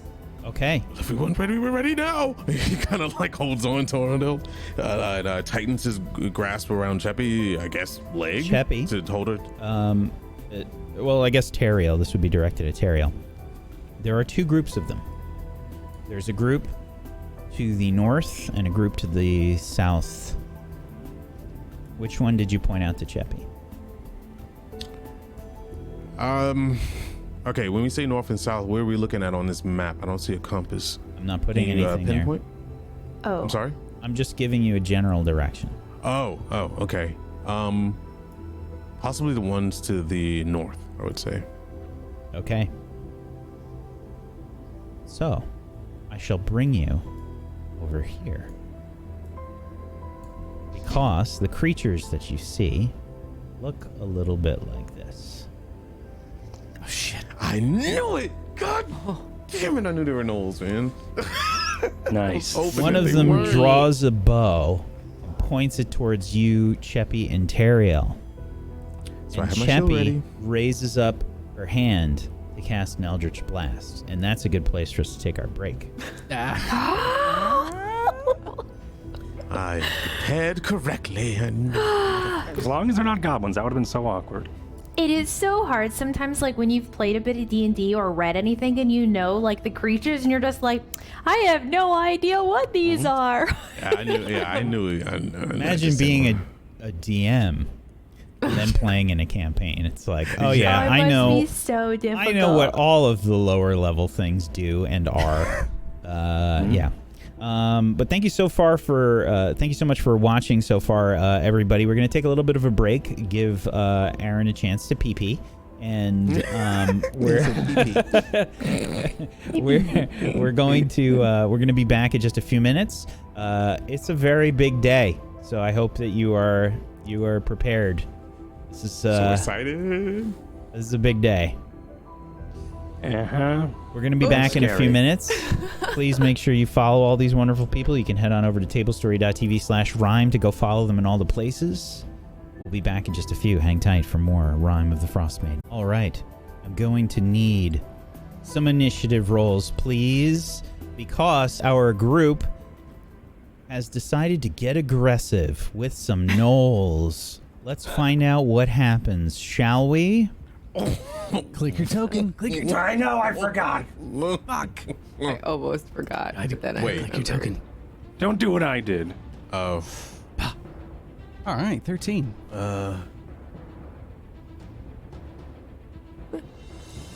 See, wait, can I edit? Wow. Oh, I can edit it from here. Never mind. Hey, it's good to get it out now than later. That's fair. Yes. I mean, I do have a -1. Okay, Cheppy, you get a surprise round. So, go ahead and give me an Eldritch Blast, aiming at the gnolls in the group to the north. Yeah. I think I'm gonna send both beams at the same person, or well, same gnoll. Okay. Oh. Do I have to roll initiative for Oradell, or she goes on my go? Good question. Check your spell. She's supposed to be her own being that I command. But let me, I'll post it again for you if need be. Dun, dun, dun. Oh yeah, what about the homunculus? Does that just exist? That goes immediately after I do. Oh, okay. All right. Cool. There you go. And I could command it with a bonus Serves as action. your mount, both in combat and out. You have an instinctive bond. I mean, while we're on it, we can make attacks with her. Sweet. Mounted combat. Hot. Okay. Yeah, I think she just goes with me, or like after me. Yeah, read your spell while Cheppy's going. Cheppy? Okay. All right, let's go. First one, 16 to, we'll say the guy that I can see the closest, this one here. Okay.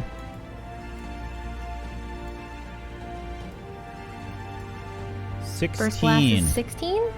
Is going to be a miss. Just barely. Yeah, they're partially obstructed by some of the rocks and things. They've got like a little bit of cover, which is going to be enough to see your Eldritch Blast just kind of sail out. The first one right past it.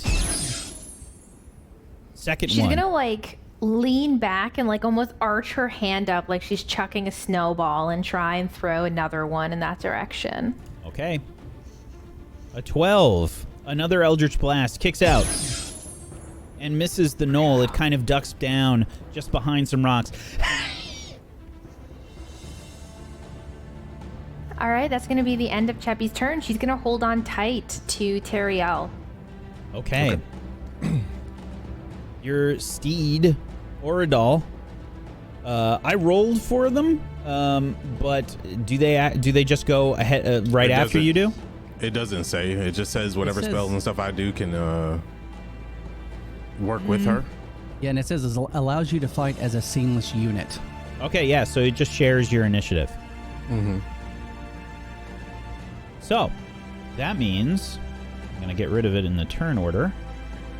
Mortis, it is your turn. I don't know what's happening. I can't see or hear what's happening, except I heard an Eldritch Blast go off. Yeah. I think Mortis is going to wait until... I am going to hold my action until they are until I can see them, because I can only see up to 65 feet. Okay. So I won't be able to see them. So, yeah, I will, if they reach here, I will take my turn. Okay.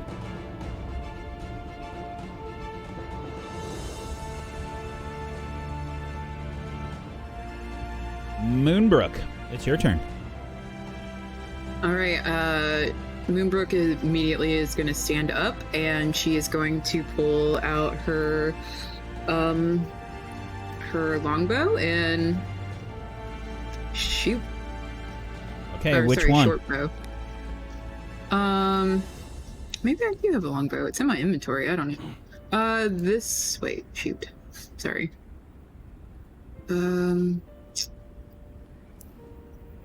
This. I keep losing myself. There you go. The one closest to us, I guess, on the north side. On the north side. Okay. Okay, yeah, sorry. Let's see. Oop, sorry. That would be a 7. Mm-hmm. 7, the arrow sort of sails out, sailing past Cheppy and Teriel. You see it bounce off of a rock right nearby. With that, she is actually going to push herself up and get on top of the cart to maybe get like a little bit of height. So. Okay. We'll say that's going to take all of your movement to get up there. That's fine. That's it. Okay. Cheppy.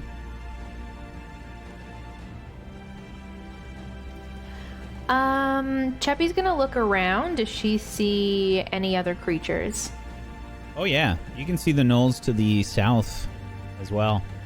Okay, so I can see both of them. Oh, yeah. Guys, we're being attacked! And Cheppy is going to hurl out another Eldritch Blast at the ones out this way. I just want to make sure it's 120 feet. I should be able to make it. Yeah, you can reach. All right, so I'll start attacking the ones that are up in the north. Okay. So,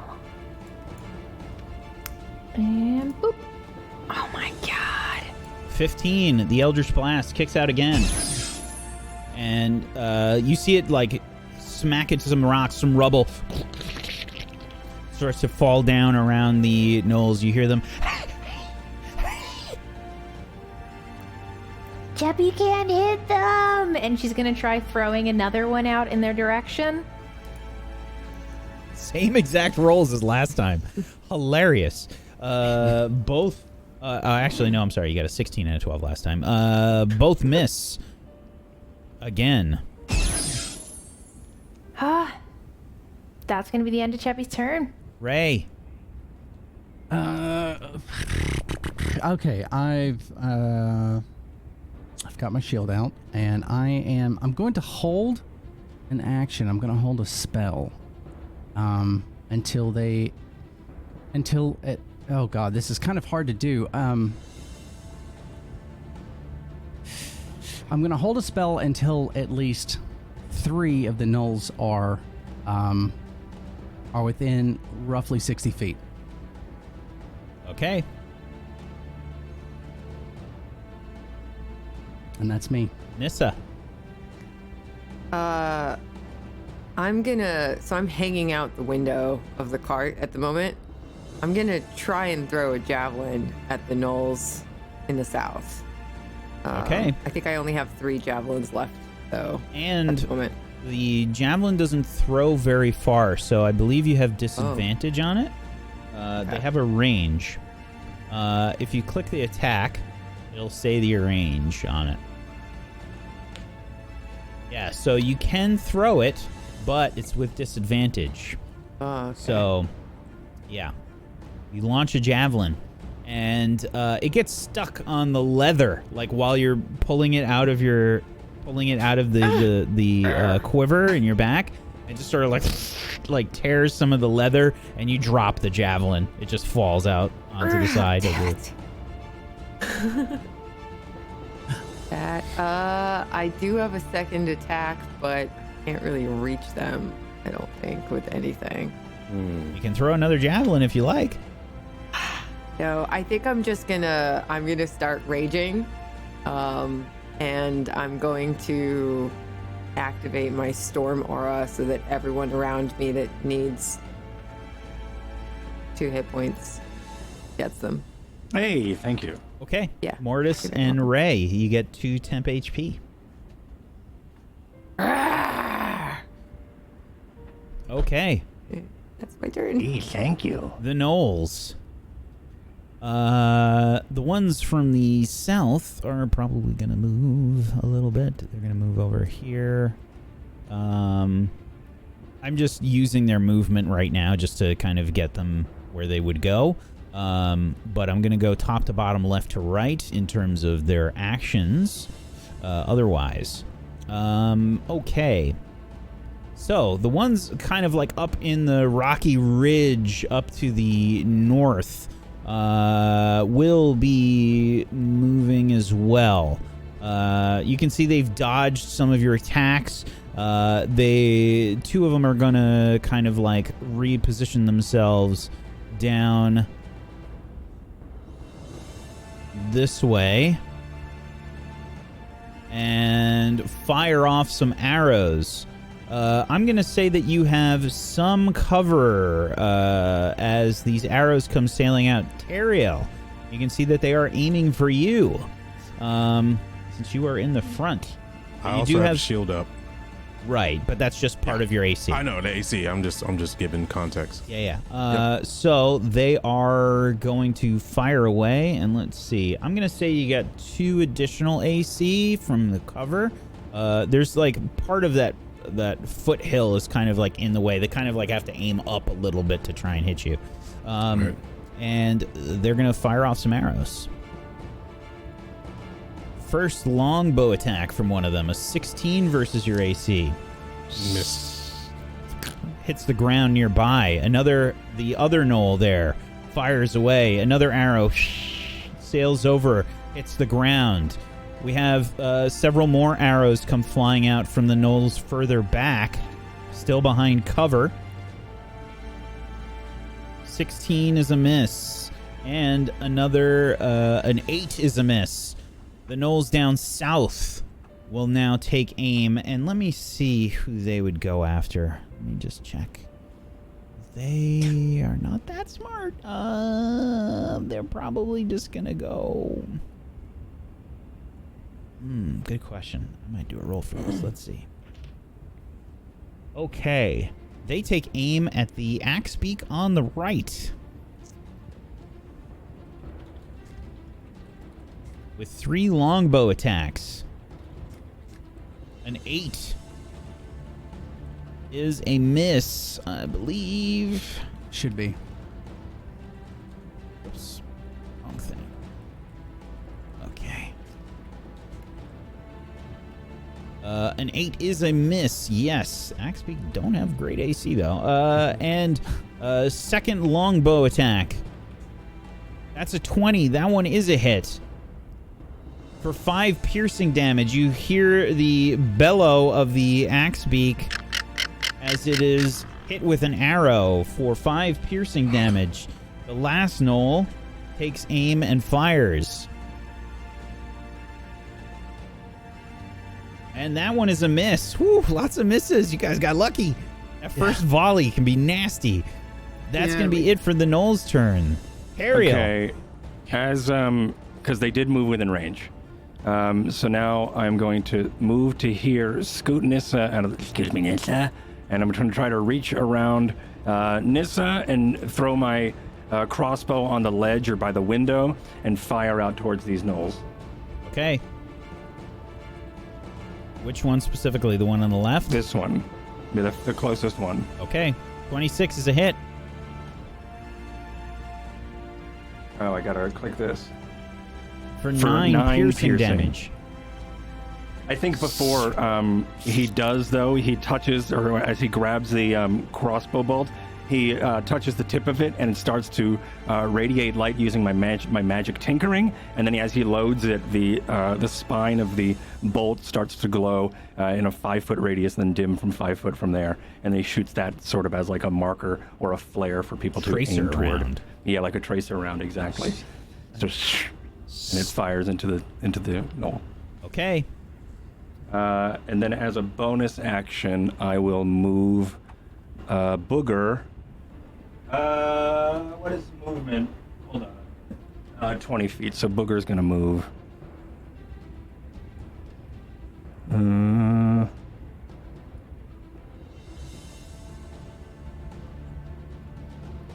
See here. This is kind of just like goes between both. Actually, probably hits both of us, Nissa, you and I, as it slaps us in the back of our head as it pushes through us, and then undulates, and then gets its shape again as it floats out into. I love that you drew a token for it. Yep. I was going to replace it, but I was like, I love how crude it is. It's probably cell shaded. Yeah. Cell shaded. Yeah. Okay, Ariel. Okay, Tariel's gonna look around and he's gonna look at it and say, Cheppy, do you trust me? If not, I can put you in the cart.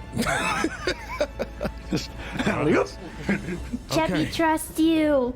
Alright, hold tight. And he's going to first prep. He's going to cast Is this a bonus action? Hold on 1 second, let me check this. It is. Okay. He's gonna cast first he's gonna cast Shield of Faith on himself, since he's a bigger target. So that puts my AC to a 20. Then he's going to as a bonus, wait, if any spell I cast, I can do a bonus action after or no? I'm still trying to learn this. Bonus actions are weird. as long as you have a spell that says it is a bonus action, you can do one of those on your turn. But if you don't have any spells or anything that are bonus actions, then you don't have a bonus action. I do. I like almost all my spells are bonus actions. That's what I want to make sure. Okay, actually, basically what it is you can't do multiple bonus action spells on the same turn. Okay, that's what I wanted to know. All right. So at the moment, he's going to cast Bless on himself and Cheppy. I think it's 2. Target me, make sure. It's 3 targets. Up to 3 targets, yeah. But do they have to stay in range for that Bless to work, correct? No, just in the initial casting of the spell. All right, then we're gonna just cast it on me, Cheppy, and Oradel. Okay. And then if you need Shield of Faith, I'll go ahead and put that in there. All right. And he's just gonna hold his shield up and like he's and then hold action. He's gonna just kind of move Oradel around in this little ridge area right here. Let me see if I can ping it. You see my arrow? No, hold on. Okay. I'm gonna give you control. I can ping it, right? I'm gonna give you control of them. Okay. I don't know how to select more than one unit to kind of just hover over all of them. Okay, there we go. You should be able to drag. Oh shoot! Just move Oradel first. Okay. So I'm thinking moving her. If I move her here, that cover, it's just hard to see with this. I have cover from the north and the south, correct? Not from the south. The north you will. Okay, because I'm looking at that rocky ridge. Okay, so we're just going to kind of move up. I think that's like, what, 20 feet or something? Oh, so here's an issue. 15 Bless and Shield of Faith are both concentration spells. Oh, okay. Double concentration. All right, then Shield of Faith. That's fine. Okay, don't so worry about Bless. Don't worry about Bless. No, don't worry about Bless right now. Okay, and I'm just gonna move us up here to give us some more cover. And he's gonna be like, he's gonna look back at the other and say, "Hold fast! I have a plan." And yeah, he's gonna move right there for now. Okay. Mortis, actually, what we'll do is, Ray, you're in control of the cart. Yes. Nothing is in range. You're readying a spell, so I'm assuming you have let the cart come to a stop since you have decided to cast a spell. So the cart is stopped. Yes. Okay. Unfortunately, that's the end of the round. Nobody came into your spell's range. I understand, yeah. So cool. Okay. Mortis, it's your turn. Okay, Mortis takes out another bolt, and as he loads it, he does arcane tinkering again with another tracer round kind of thing, and fires. 25 is a hit. Jesus. For 7. Arrow sails out and connects with the knoll again on the left. Okay. And as a bonus action, I'm moving Booger to behind this rock. Okay. And that's it my for your turn? Moonbrook. Yes. Since I now have like Move yourself, by the way, where you position yourself on top of the cart. Okay. I just didn't want to be on top of somebody because I know that they're inside the cart, you know? Okay, so I wanted to be right here, but I'll just move right here for convenience sake. Yeah, so she's going to she sees that this volley of arrows came from the south, and so she's gonna turn and like just shoot at the first one she sees, the closest one, which is this guy, I guess. Yeah, that one. Okay. And we'll shoot at that guy.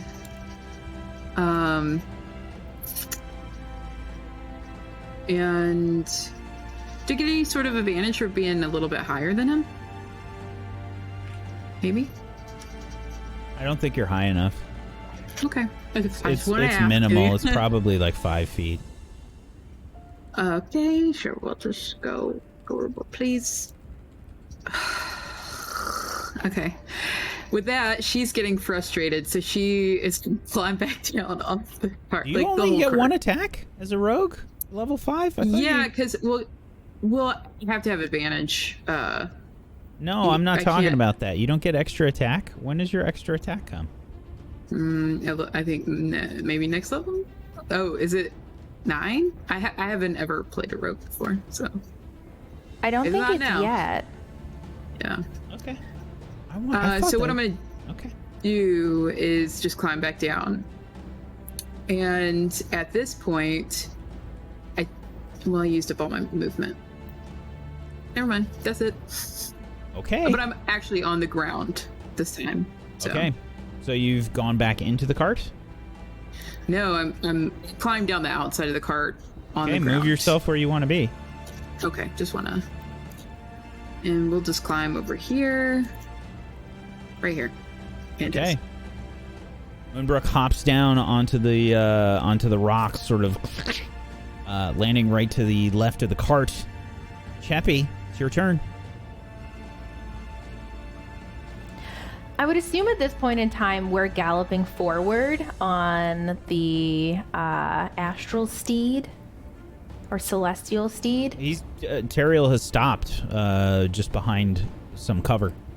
Just behind some cover? Okay. Cheppy is going to let go of his waist and she's going to lay her hands on the horse.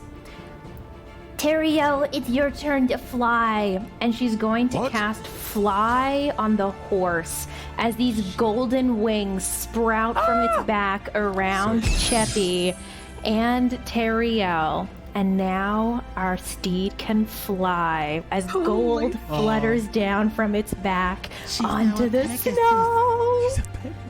She's a Pegasus now. Your dreams, baby. Is that it for your turn, Cheppy? And that is it for Cheppy's turn. Awesome. Badass. Fuck. All right. So they're what, 5 feet out of range, right? Ish. Let me. By the way, I didn't measure that when I moved them. I just put them where they would have went. Oh no, it's fine. I was like, that sucks. Yeah. No, that's okay. I'm literally 5 feet out of range. I think Ray after that would probably hop down and probably get oof. All right, so I'm gonna move up. I'm definitely moving there. Okay. And then I guess I'm trying to feel if that's close enough, and that would be close enough. So I'm going to go ahead and cast Flaming Sphere. Okay. Right in the middle of them. And that... Flaming Sphere is only 5 feet, right? Oops. Like Yeah. the actual sphere itself? Yeah. Yep, it's 5 feet within. Everything has to make a dexterity save. I think. Hold on. Any creature. I always get this wrong. I don't know if I cast it and they get it immediately, or they actually get to wait until the end of their turn. So, like, if the damage can happen immediately. Okay, I'm going to give you control over that fire there, so you can position it where you want to. Let's see. Something. So it would have been Any right creature there. that ends its turn in the sphere, yes.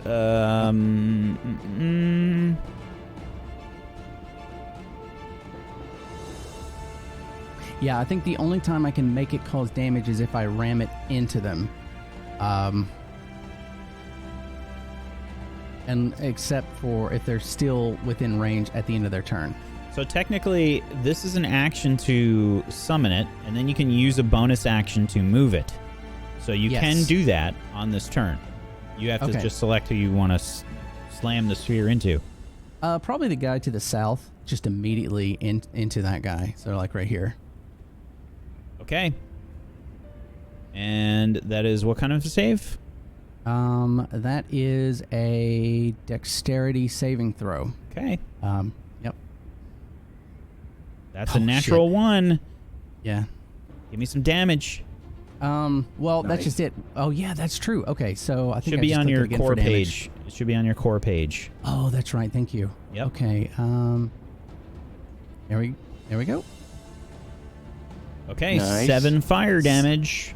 The fireball sort of rolls around, and you see Ray concentrating and moving his hands, positioning it sort of like I feel like Yamcha, moving the the energy blast in Dragon Ball.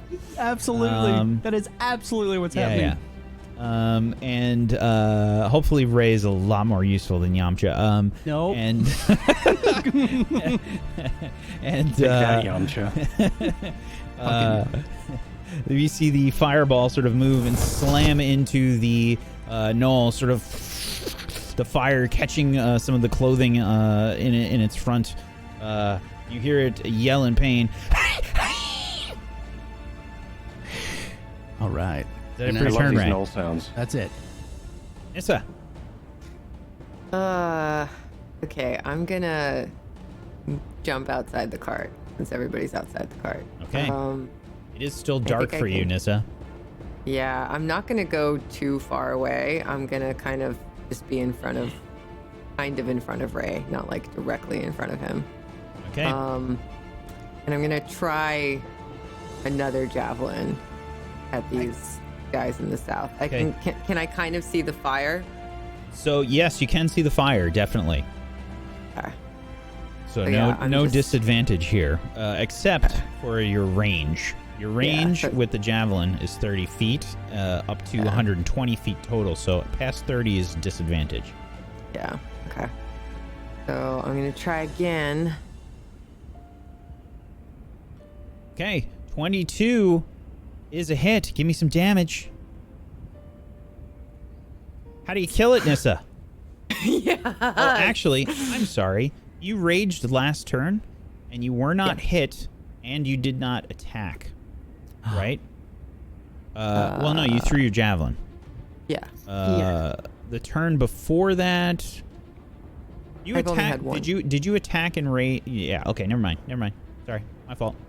You're good. Just so you remember, for rage, you have to either get hit or attack on that turn, or your rage goes away. Right.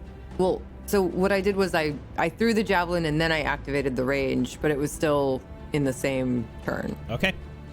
So actually, then your rage would have ended. Damn. Because you cast the rage after you threw the javelin. Okay, so then... you have to attack or get hit. Okay, so then I would have activated rage again. Okay.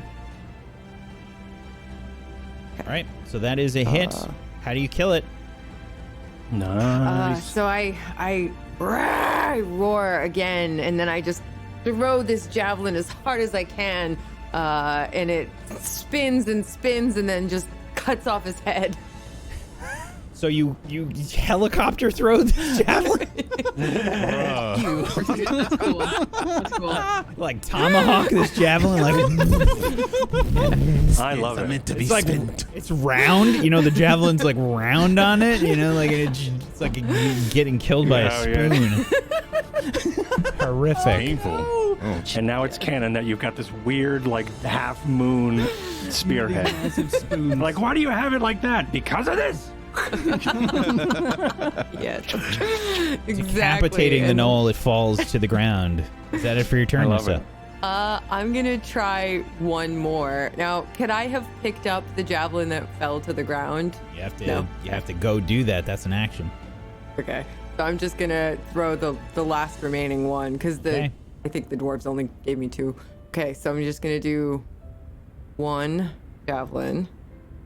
14 is a miss. Okay. You launch the javelin, and it sort of sticks into the ground nearby over here. Damn it.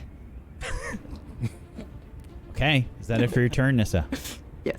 The gnolls, the ones up to the north, sort of see the horse sort of get behind some of that cover. They're gonna try and reposition themselves to get a better angle. They're gonna use their whole turn, the ones up here, try to move, and then they can just barely start to see Cheppy and Teriel.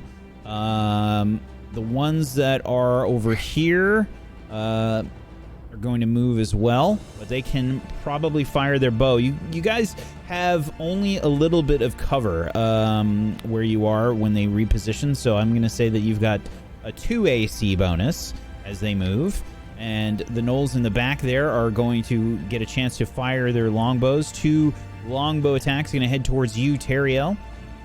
Okay. 16. Nope. Miss. And a 19. Miss. Fuck. I have hella AC now.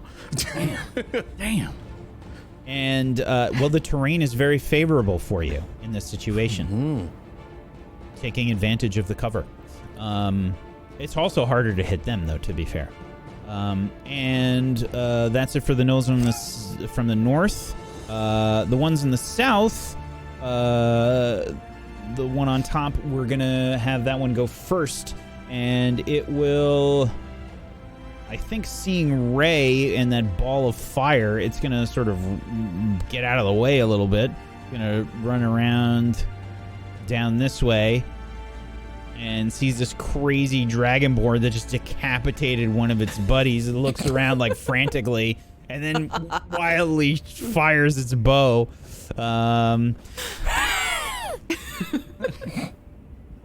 7, and then you see the arrow just sort of its hands are probably shaking a little bit as this like raging dragonborn is sitting on like the rocky outcropping. The arrow just like lands somewhere nearby in the dirt and misses.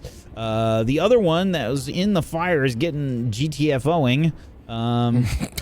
It's trying to wildly like pat out this fire as it moves, and it will try to fire at you, Nissa. An 8. The arrow sails over and misses. That's it for the gnolls' turns. Teriel. Okay, so me and Oradal are one seamless unit, so I'm gonna start with her first. She lifts in the air, and then she's hella pissed as well. She's like, who's shooting at me and my master? So she's going to go directly in, like hardcore. She can run up to 60 feet, so she's going in for this first gnoll right here. She can and fly. She's going to, yeah, we're gonna fly to that gnome. That's what I mean. Hell yeah! But she's doing this trampling charge. If the horse moves at least 20 feet straight toward the creature and then hits it with his hooves, the attack on the same turn, that target must succeed a DC 14 strength saving throw, or be knocked down. Or knocked prone. Okay. If the target is prone, the horse can make another attack with his hooves against it for a bonus action. Oh my god. Look at us doing 20. Yeah. So the gnoll probably like throws up its longbow. It just kind of like deflects the hooves sort of coming down, and just sort of shrugs them off a little bit. While his hands are up, I'm going to make an attack. Okay. While mounted attack, I guess you call it. Yep. Which is just regular. It's fun to say. All right, we're gonna hit with the long sword. Cross your fingers, Jack, because I got problems with this. All right. Wait, I probably need to type. Oh, I guess it works. 7, and I get an extra attack, and that's a miss. An 11. We believe enough. 7 and 11 both miss. Unfortunately, Teriel swings down. Maybe you're just first not time quite riding a used. Pegasus. Yeah, exactly. Yeah, it's my first time, Horse and is I'm flying. Like, holy shit! First time on the celestial horse, and Right. first time riding one in the as air. a bonus action, because that counts as one action, right? That and extra attack. Yes. Okay, Correct. cool. I'm learning. As a bonus action, he's gonna look back at Cheppy and smile, and he's going to Misty Step back over here. Let's see. Your horse gets to 30 Misty feet. Step? Yep. The whole unit does. Okay. You want me to post it again? No, you can just move your Okay. horse. Yeah, you're good. Up to 30 feet, so this will go right here, and that with us on board. Okay. And let me just see. I guess that wouldn't be an attack of opportunity. Damn, your No, brands, Misty man. Step is a teleport. But I know I read somewhere it does not proc. Yeah, I think you're good. Attack of opportunity. Yeah. Okay. God damn. Mortis. Okay, Mortis reloads a bow, or his crossbow, and fires again. Which Nothing one? too crazy. He's gonna fire at this one. The one that I'm clicking on that you can't see, this one. The southernmost. Okay. 18. 18 is a hit. Give me some damage. Okay. For 7. Excellent. You hit the one in the center. No, not the center, the southern one. Oh, The southern. one, sorry. Okay. Yeah. You connect. And then as a bonus, Booger. Oh golly. There's 2 in there now. How did that happen? Booger is moving 1, 2, 3, 4. See here. You see it undulating, like it's just dripping snot the whole way it goes. Mm-hmm. Okay. Moonbrook. Moonbrook is going to. Ooh, got an idea. Maybe. No, we're just gonna move over here, and we're gonna fire at this bad boy right here. Why does it even do the thing I wanted to do? Sorry. I ask myself that every day. Why is it this guy? I'm not sorry. Well done. That dude. Okay. We're gonna fire at him. I always lose this. Okay. That's a crit. Give me some damage. Nice. And sneak attack. Oh, do I have sneak attack? Don't even question it. Actually, No, it's only when you have advantage. Never mind. I'm sorry. Yeah, that's why. Yeah. That's why I don't have that extra attack. Okay, Really want you so- to have sneak attack. I know. As soon as the bubble gets over there, I think I might. Sweet. It would. However, how do you kill it? Yes. Never mind. She's pissed at this point, so she I can't even say its name. I'm so pissed. Legolas.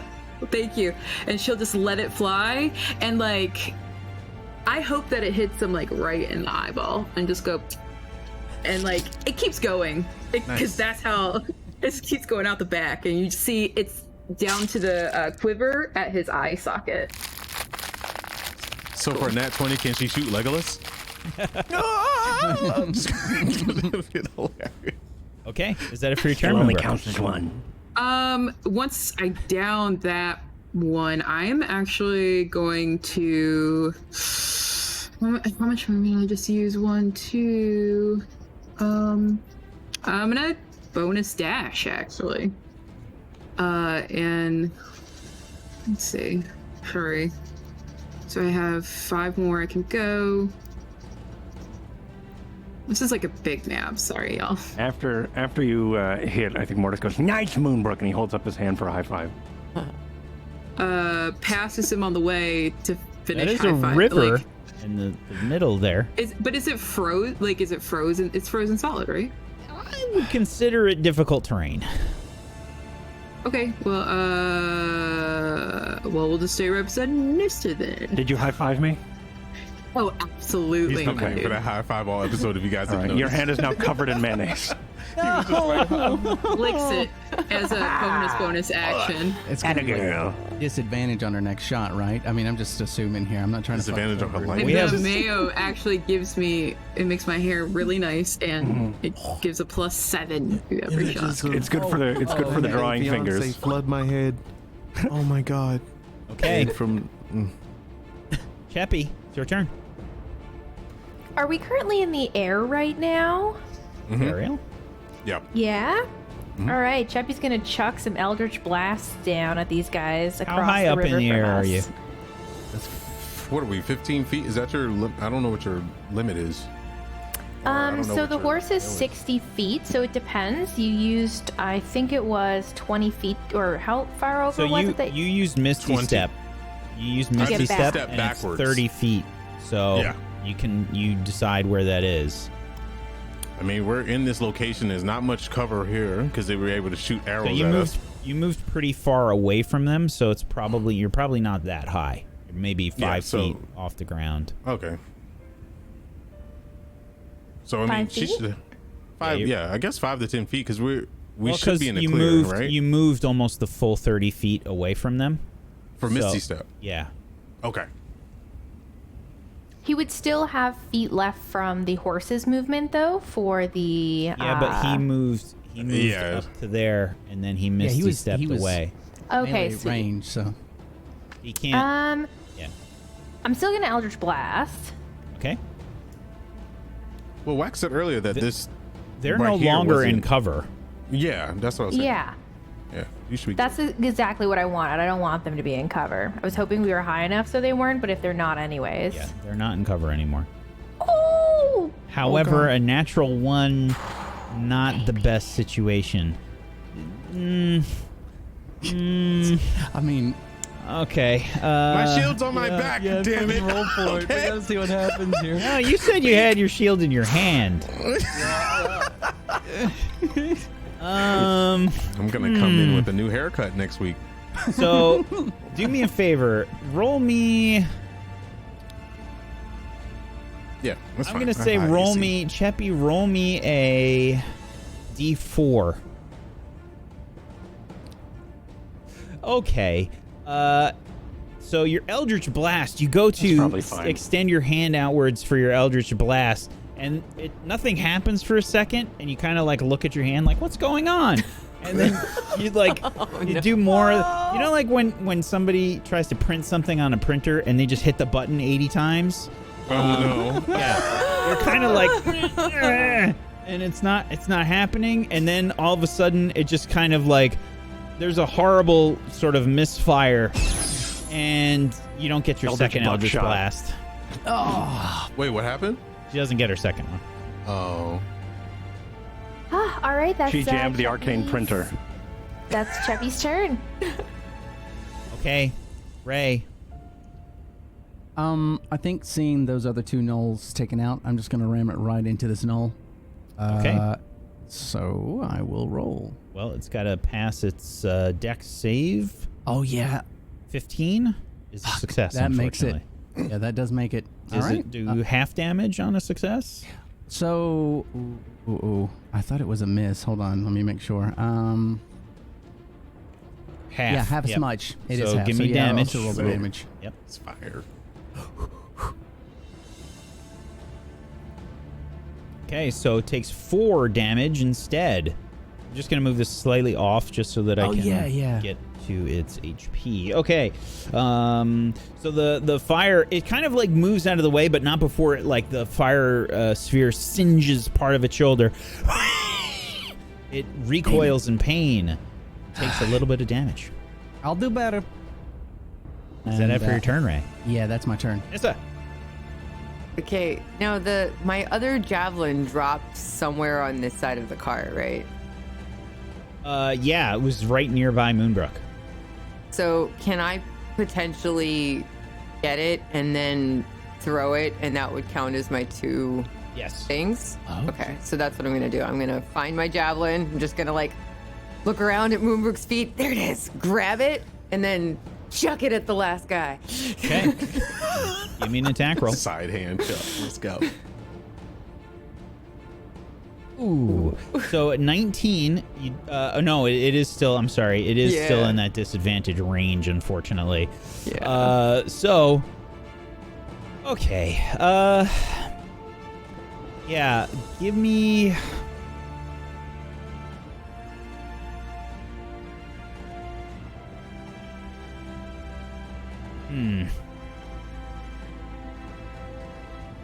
How are you throwing it? I'm just like like wrenching my arm back and with all that I've got going. Rawr! Okay. Yeah. You launch the javelin, and it goes like way further than you're anticipating. And you launch it, goes way over the gnolls' heads, and you just see it shatter on the far rocky outcropping. And you sort of you do the thing like when shot putters like throw really hard and they launch themselves forward a little bit. I'm gonna need you to make a dexterity saving throw. You have advantage since you are a barbarian, though. Okay. A 21. You barely catch yourself before you like take some steps onto the ice, potentially sending yourself sprawling to the ground. And okay. That's gonna be it for your turn. Yeah. The gnolls. The four of them up to the north, looking around a bit wildly. This one's gonna kind of jump over this way and take a shot at the horse, I think. Sees that you're both flying on this horse. It's going to take a shot at it. 15 versus the war horse's AC. That's a hit. She's 11, I believe. I'm looking at the right attributes. She just gets regular warhorse attributes, right? Yeah. Yes. So I also gave you access to the warhorse sheet on Roll20. Oh. Just so you're aware. Yeah. You can open it just like a character sheet, just so you know. Sick. Okay. So 15 is a hit, and that is for 8 piercing damage. So you should be able to click on the Oradell token and -8 from the green bubble. The next gnoll. Gonna jump over to the other side and go there, and will also fire its longbow, I think, at the horse as well. A 19 hits for 6 piercing damage. My baby.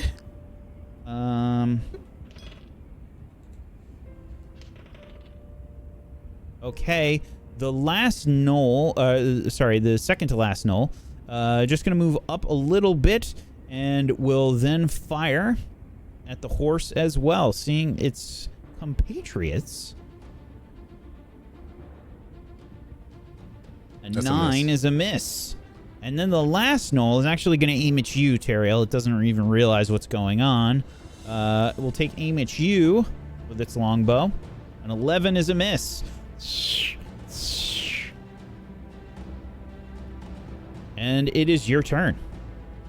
Okay. The gnoll that is in front of us. Oradell is really pissed off, so she's just gonna go do the trample again. Straight towards him. Let me see if I can pick her up. And do I need to post that again? The trample is a strength save, so no, you're good. Yep. A 9 is a miss. Yep. It So she knocks prone. him prone. And she gets if she succeeds, she gets an extra attack.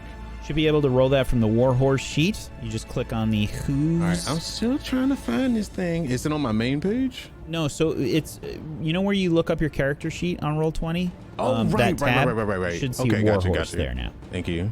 And you can pop out the window, so you can just like have another window. Got Should her. be able to just click on hooves. Yep. Hooves. Bio, traits, actions. So go to the character sheet. Oh, I went to the wrong thing. Right. Oh, I did go to the character sheet. Warhorse. I'm on it. It just says Warhorse Bio Info. Traits and actions. Doesn't have an attack or anything like that, unless I'm being dumb. No, Sorry, so. I forgot to give you full control. Okay. And it's updating. Yeah.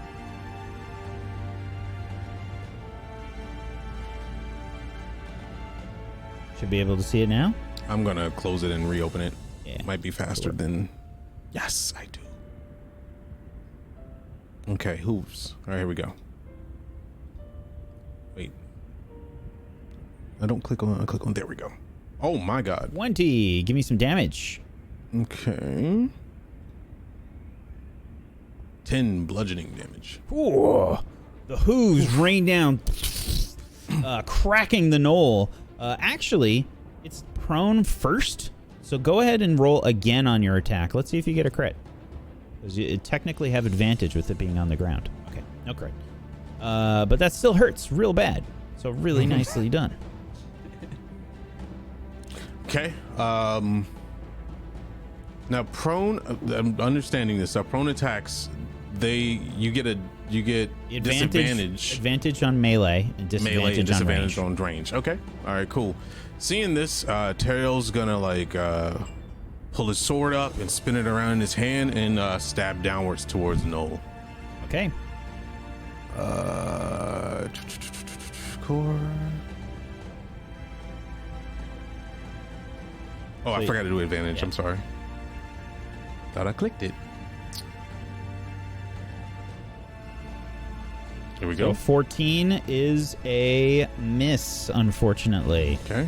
And he's gonna try again. Just watching the Noel kind of like, he's gonna try to do it again. 17. 17 is a hit. All right. So damage. Okay, so your dueling style I don't think comes into play. You have your shield out, is that right? Or no, you're using it as a one-handed, so I think you're fine. 5 damage. You strike at the knoll down on the ground.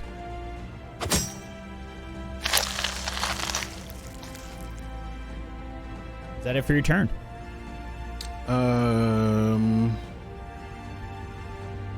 Actually,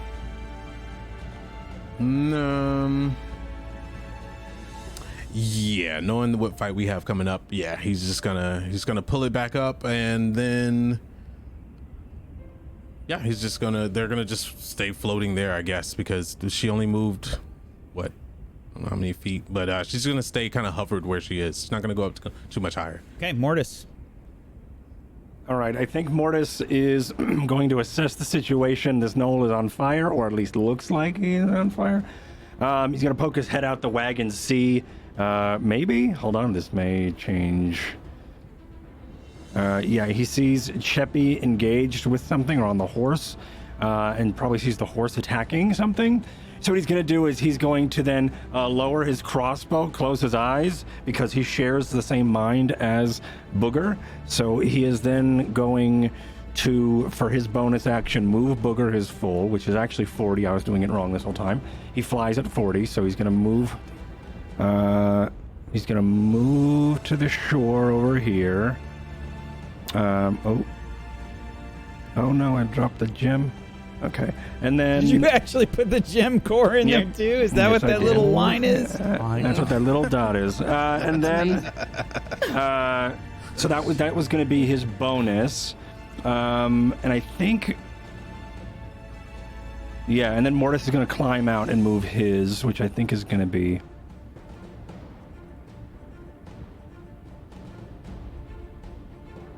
there... Actually, probably there because he doesn't trust going that close to the X-Beaks. And then... and now the... Booger goes immediately after me. This is all a bunch of stuff that I just reread. So Booger goes immediately after me. They always take the dodge action, but then can still do its move action. So it's going to then now double move with my bonus action. Meaning, why can't I... What's going on with my mouse? And now it's actually going to move another 40. 1, 2, 3, 4, 5, 6. Thank you. Yeah, it's right there. Thank you for whoever moved the gem.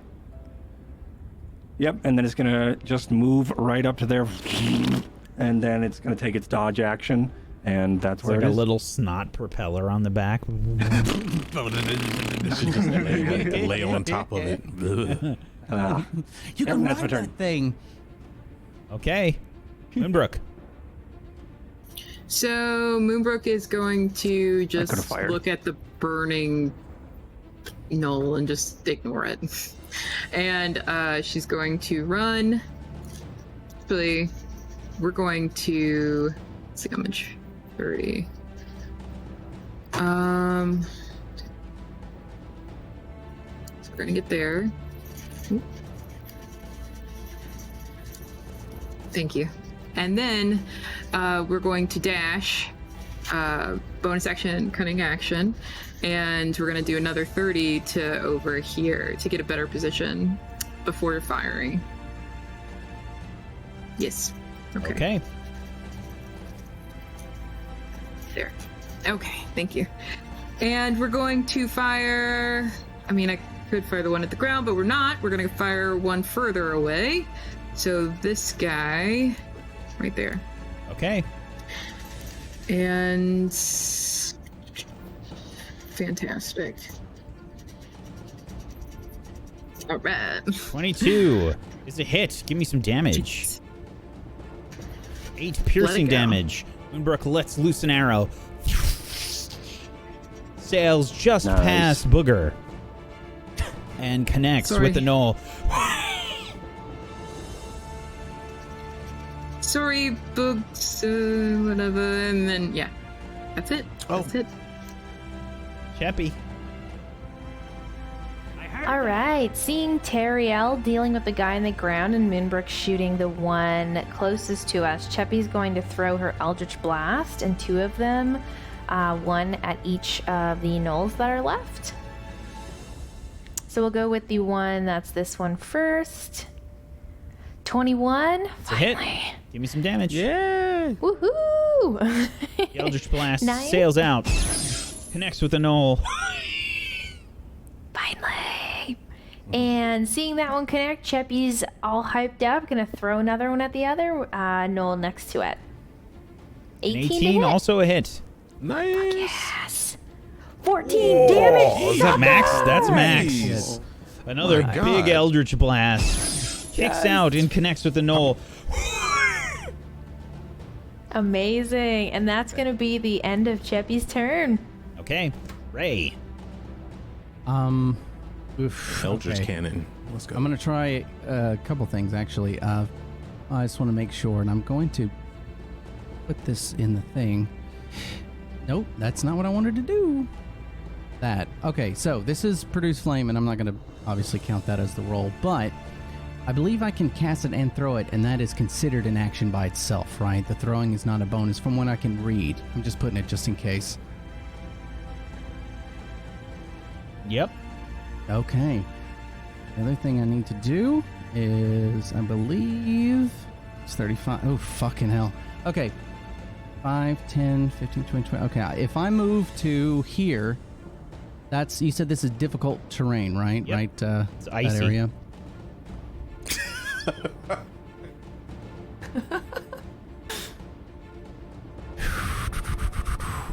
Yep, nope, fuck that. All right, I'm just gonna run. I'm gonna ram this thing into him. That's all I'm gonna do. Okay. So, I will roll for that. Oh yeah, his DC save of 14 18. off. Half damage, but give it to us anyway. Yeah. Okay, takes So 3 fire damage as the fireball backs up and then smacks into the knoll again. Squirmy little shit. And that's it. Nissa. Okay, I'm gonna leave Ray and Morty to deal with this last guy and run up to here. No, I can't for some reason get the thing to tell me how far I can go. I can move 40. So I thank you very much. So that's where I moved to. It's Fortis. Actually, yeah, I'm just gonna thank you, Morty. You can see the wings though, right, from the horse still? They are glowing. Does that count? I don't know if that counts. Yeah. That's for effect. It's Okay. minimal glow. Fair enough. Fair enough. I can't actually get close enough to do anything, can I? No, maybe I can. Okay, but question. If I throw from here, like if I throw a hand axe from here, am I gonna hit anybody if I try to hit? I don't know. You can try. Oh god! Oh god! Oh god! Remember your vision. Oh, I see right in front of me. Team damage is on. if that's what you're Good at. Lord. Okay. There is friendly fire. I'm gonna try. Okay, disadvantage. Yeah. I am still raging. I still have my storm aura, so if anybody needs 2 HP, that's activating again. And Wait, I'm gonna try. How big is your aura, by the way? 10 feet. 10 feet? 10 feet. Okay, Yeah, I never don't mind. think it reaches yet. I'm gonna try to get closer, I promise. Okay, hand axe. What is it? Axe. Please cross his fingers. You gotta I roll hit that disadvantage, so normal. just hit it again. Yeah, sorry about that. That is a miss. Hand I was axe hoping comes for a flying 9-1. past. Just, Yeah. you hear it like clatter loudly against some of the rocks nearby. Scares the horse. Like, what the? Trying to reach. Sorry! The hell was that? Some of Moonbrook's hair just went. Nothing! Fine. Your head is shaved on one Yeah, side. she now. got the side shave. It looks sick, I but bet it looks She looks amazing. So good. Is that it for your You're turn, just more Nissa? badass now. I'm done for now. I'm done. Sure? Oh, I thought she was gonna throw again. Does not doing my second attack. It's up to Like, you. Really? You can do a second attack if you want. Well, does not doing it end my rage? No, right? Because I. No, you It just won't. have to You attack try to attack. or get hit in the Yeah. same turn. Yeah, no, I'm just gonna wait until I get Okay. closer. I could help you with the Nose. second part. Really? The Knolls. Yeah, I could hit you. The Knolls in the back, going to take aim at their same targets. The one on the left there is going to attack first. It aims at the horse. That's a 20 for 7 piercing damage. Oh, my baby, she's gone. That's she's out. Oh no! How high in the air were We're we? not. We're just 5 About feet. 5 feet. Okay. So there's no We just damage. fall to our butts. Yeah, you just kind of Oh, nay. roughly land on the ground as Come the on. horse disappears. So yeah, as slow-mo arrow comes, I kind of like wipe her mane and then look back at Cheppy and grab her, and the horse just kind of dissipates into mist, and we both fall and on our feet, and I'm just kind of holding her and just pulling her behind me and taking my sword out. Okay, the Knoll on the right takes aim at you, Teriel. Shields up. 12 is a miss. Then we go to this one in the middle. It will... Switching from the horse, starts to see more people. I'm going to roll. See which one it goes after. Well, that changes my plans a bit. Okay. It's going to go after the strange blobby thing. Damn. So what the hell is that? 18 versus the blobby thing's AC. Disadvantage. Because it's dodging. 14. That hits? Damn it. For 9 piercing damage. It splatters and the gem falls to the ground. Jesus, really? Short-lived. Damn. Ding, ding, ding. The Knolls. Like Tuscan Raiders. Then the one that is going down. Then the one that is in front of you, Teriel, will take out a melee weapon. It grabs a spear off of its back and will try to strike you with a two-handed spear attack. Does it still need to get up since it's prone? Yes, it does. So it's going to use its movement to stand up, basically. Cool. Okay. 10 is a miss. It tries to reach out with the spear. Teriel, you just deftly knock it out of the way. Knocks it out of the way with his spear, and he kind of gives like a little smirk. One down south will probably take aim at Mortis now that Mortis has moved to the forefront down there. Hello. Oh, damn it. Will fire with its longbow. An 8. Nope. Arrow sails out and misses. Teriel, it's your turn. All right, well, this thing is right in front of me, so I am going to... Is that guy still in a fireball? From Ray? Yes. And I forgot to move, so that's his fault. We're going to have to make a dex save. Yep. That's a miss. Ray, give me some damage.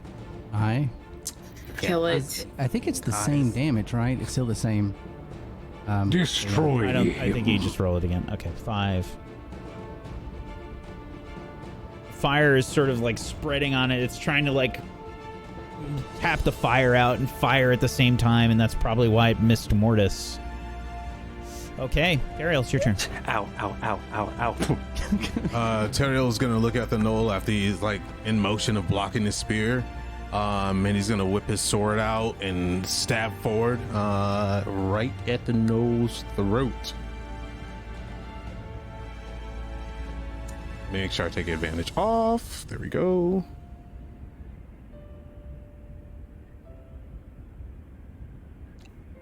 Well, okay. 17. 17 is a hit. Give me some damage. Okay. How do you kill it? Ugh. He's hella pissed that his thing, like they targeted his horse. So he kind of puts it in, and he kind of stands up and looks down at it and twists it and just slices it straight up and cuts the head in half. The head sort of on a diagonal sort of slides anime style and just falls to the ground. And he has no emotion. He's just pure anger in him, and he kind of puts his foot on the knoll and looks at the other ones. And bonus action wise, still have a second attack. Oh, I didn't know I can. Oh, okay. Yeah, you can move and attack. Okay, since I haven't moved, I get my full movement still, right? You still have your full movement. And picking up stuff is an action, correct? Yes. Yep. Okay. So what I'm gonna do is I'm gonna go over here and pick up this gem. Okay. Pick it up. Yep. Technically, you can because you've already attacked, which is your yeah, action. you're right. So you can attack a second time, but you don't get a second action. So you can, yeah. So I can still, so I can pick this gem up and I can still. No, you can't pick up the gem. You can't pick up the gem. You can move because and it's a continue your different attack. action. Oh, I got you. Okay. We'll I guess we'll just kind of look at Cheppy and then look at the gem and then move forward towards, now this in between is ice, right? Yeah, there is some you can jump over it. I was about to say he's gonna run and jump, and he's gonna get right in front of this knoll right here, and make another attack. Okay.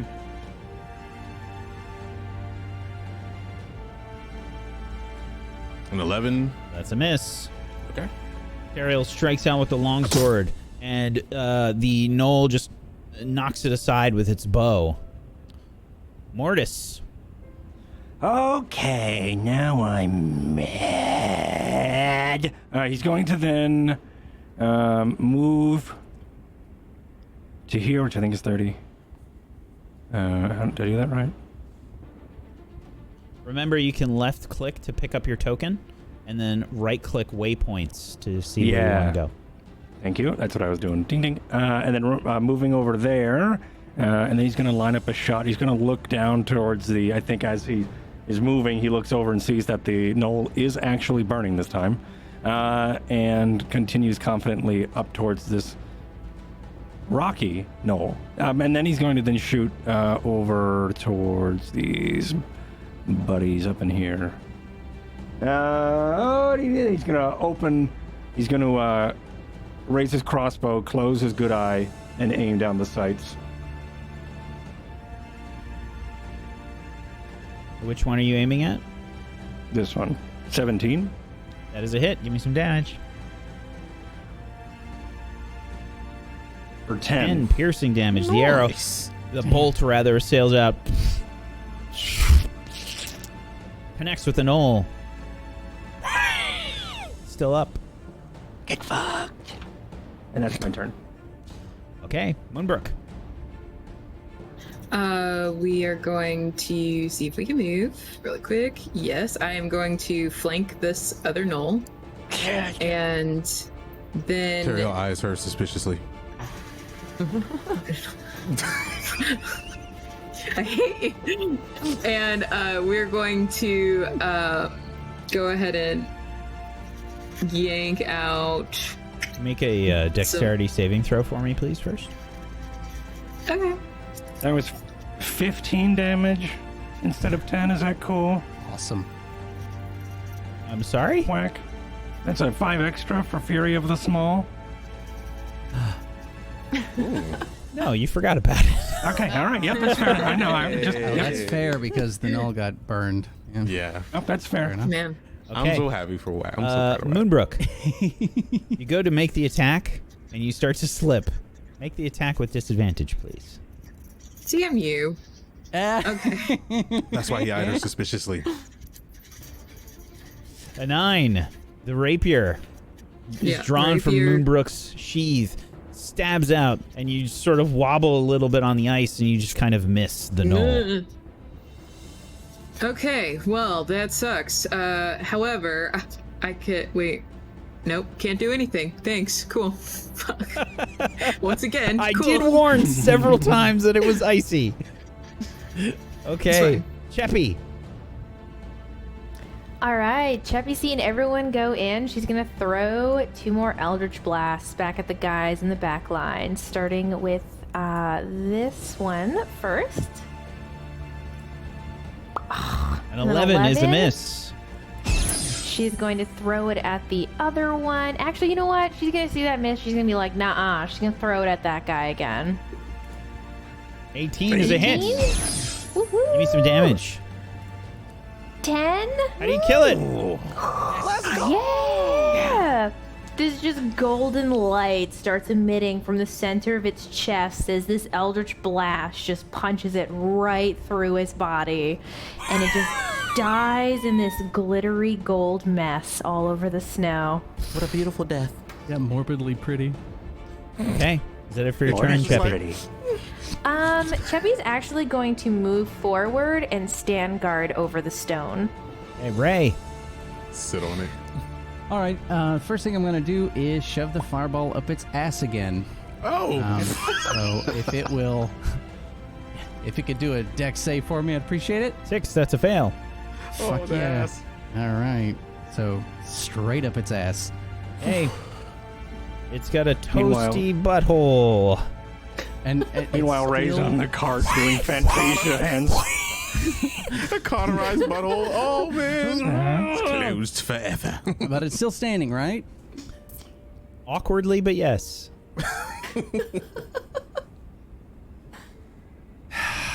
I'm still standing. Fuck. All right. Yeah, that's my turn. Okay. Wait. Actually, no. Wait. Actually, no. Take that back. I think Ray's going to do that, but I'm still going to take my movement, and it is 30 feet, so I'm going to go to there. Out here. And that's my turn. Okay. Okay. Nissa. I'm gonna go up here where I can reach this guy with my halberd. And Okay. I'm going to attack him. Yeah. You rush Actually, I'm up gonna to attack- where you hear the action and whatnot, sort of shoving Cheppy out of the way. You clomp along the ground, moving past Moonbrook. And I just swing my halberd at the knoll. Sure, make a dexterity saving throw for me first, please. Okay. Okay, a 17. Your claws dig into the ice as you swing your halberd. Go ahead and make your attack. All right. 27 is a hit. And that's somehow not a crit. Yeah, that's I'm insane. literally sitting here like, why isn't that green? Yeah, But okay. That's insane. She's got a +8. Unreal. Jesus. How do you kill it? 15 damage. I slice it kind of like across, so I hit it right where I'm about to slice its neck off, but it slices like half its body off. There's just a You backslashed him. Yes. Yeah. Y'all, we're also brutal. All of these guys are dying in horrible deaths. Yeah. They made a really They bad attacked choice us today. and they killed my horse. Fuck these guys. It was Jeffy that started it. Is that it for your turn, Yeah, Nissa? he did start it. No, I have another attack, so I'm gonna use it on the other knoll. Okay. And also, just like I'm gonna pull my halberd out of the first guy and swing it at the second guy. Okay. I thought she was going to chunk it. That would be sick. So she has. Yeah, like a javelin. Yeah. 21 is a hit. Give me some damage. Oof. Yes. Damn. 17 damage. Jesus, man. In one How do you kill this one? My God. So when I pull it out of the other guy, I like pull it out and I just literally go and I slice off his head. Jesus. Just blood all over the place. Running. Yeah.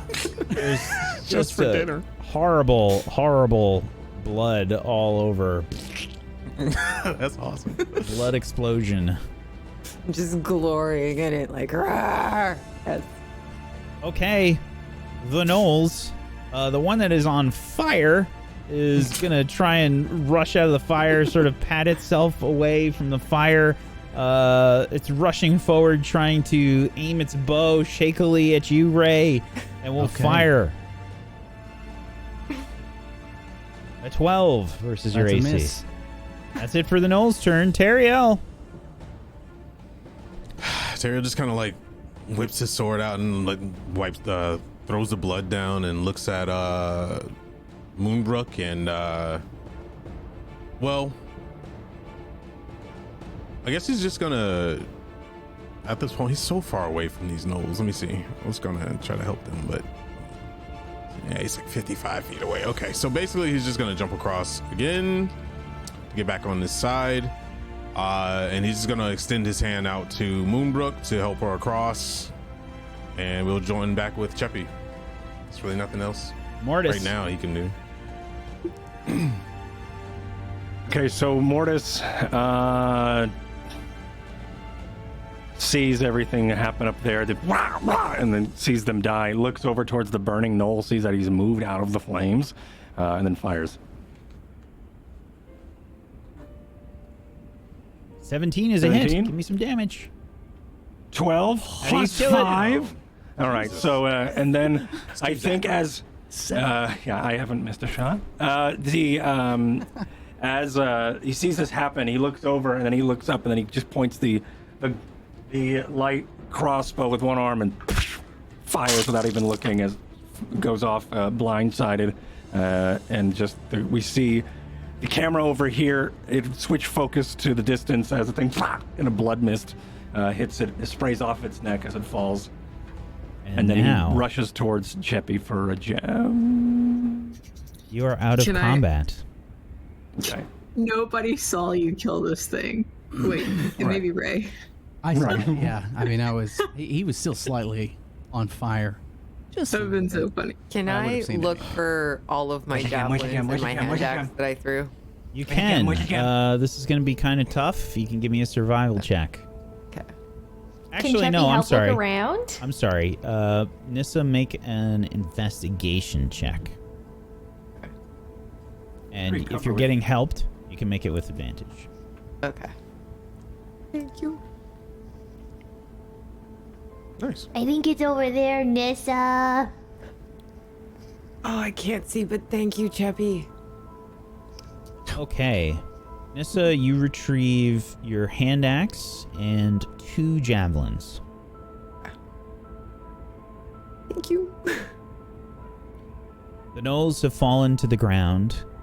And let's see. Looking through their stuff. Give me the loot.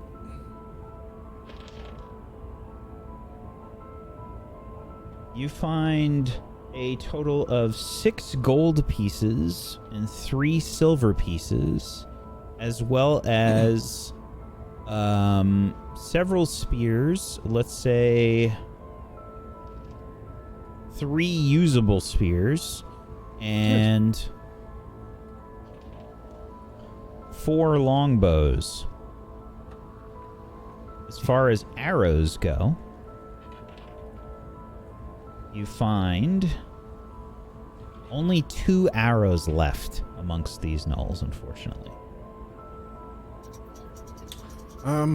Teriel's after helping Moonbrook across, Teriel's gonna walk over to Cheppy And he was like, that was amazing. It was incredible. You flew her, but she's unfortunately. Well, maybe we should make camp here since we cleared it, I guess. He starts kind of giggling a little bit. Where's the gem? Whoa, Morty, who's on? here. Who's on? And Cheppy's gonna like reach down underneath her hooves and she's gonna pick it up. Bye. Ah, Cheppy thank you so saved much. it. Thank you. Ah, awesome. Okay, great. With that, I think you're right, Teriel. Probably wouldn't be a bad idea for us to kind of camp out. We already killed these guys. We can set a watch. How's everybody feeling? Great. I'm feeling good. Ray Feeling like my hair's missing or something. I don't know. Oh, Moonbird, did you do that? It looks something with great your on you. hair? Looks a little different, right? Thank you, Nissa, for this You're- excellent cut. You're welcome. Ray is noticeably sulking, feeling completely useless. Just. And I think he's gonna walk back to the carton and hop in, and that's it. That's just what he's gonna do. Attend to that ass, beak ass. What's wrong with him? I have no idea. On the map, Whack, where exactly would we be? Right where the pin is. Right where the pin is? Maybe we want to go in the woods a little behind us and set up shop there, and then in the morning we can leave. That way we have some cover with the trees and we're not out in the open here. So that's what I was going to ask. These mountain areas, are they like where we were? Does it create like kind of like a, especially where I had the horse, does it create like a sort of almost circular or spherical rocky ridge around us, or no? No, I mean it's a river. I mean you can set up. I mean you can find like. It's not that spot wasn't that big, you know. It was only about 5 feet. You know. Really? It just protection. Okay. Yeah. I mean the whole rocky outcropping was about 15 feet, but like as far as protection goes, it was only about 5 feet of that space. That's really well. Gotcha. Okay. All right. Yeah, I agree. It'd probably be better with something with our backs to it, and but the only problem is the wind. If it Cheppy's gonna look forward. I think I see some trees up ahead with what looks like a mountain ridge, maybe kind of past them. We might be able to rest in those ones. How far is that away? Cheppy can see to about, I don't know how far, pretty far. It's not gonna take us long to get into the woods. It will be a bitch, however, to move the cart there.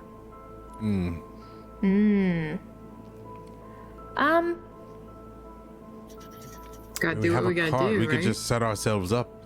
I think I honestly want to say if we set ourselves sort of up in the open, we have more room to work with stuff, and we can probably see things coming a lot clearer than in the woods true. where things can hide. The cart is pretty secure.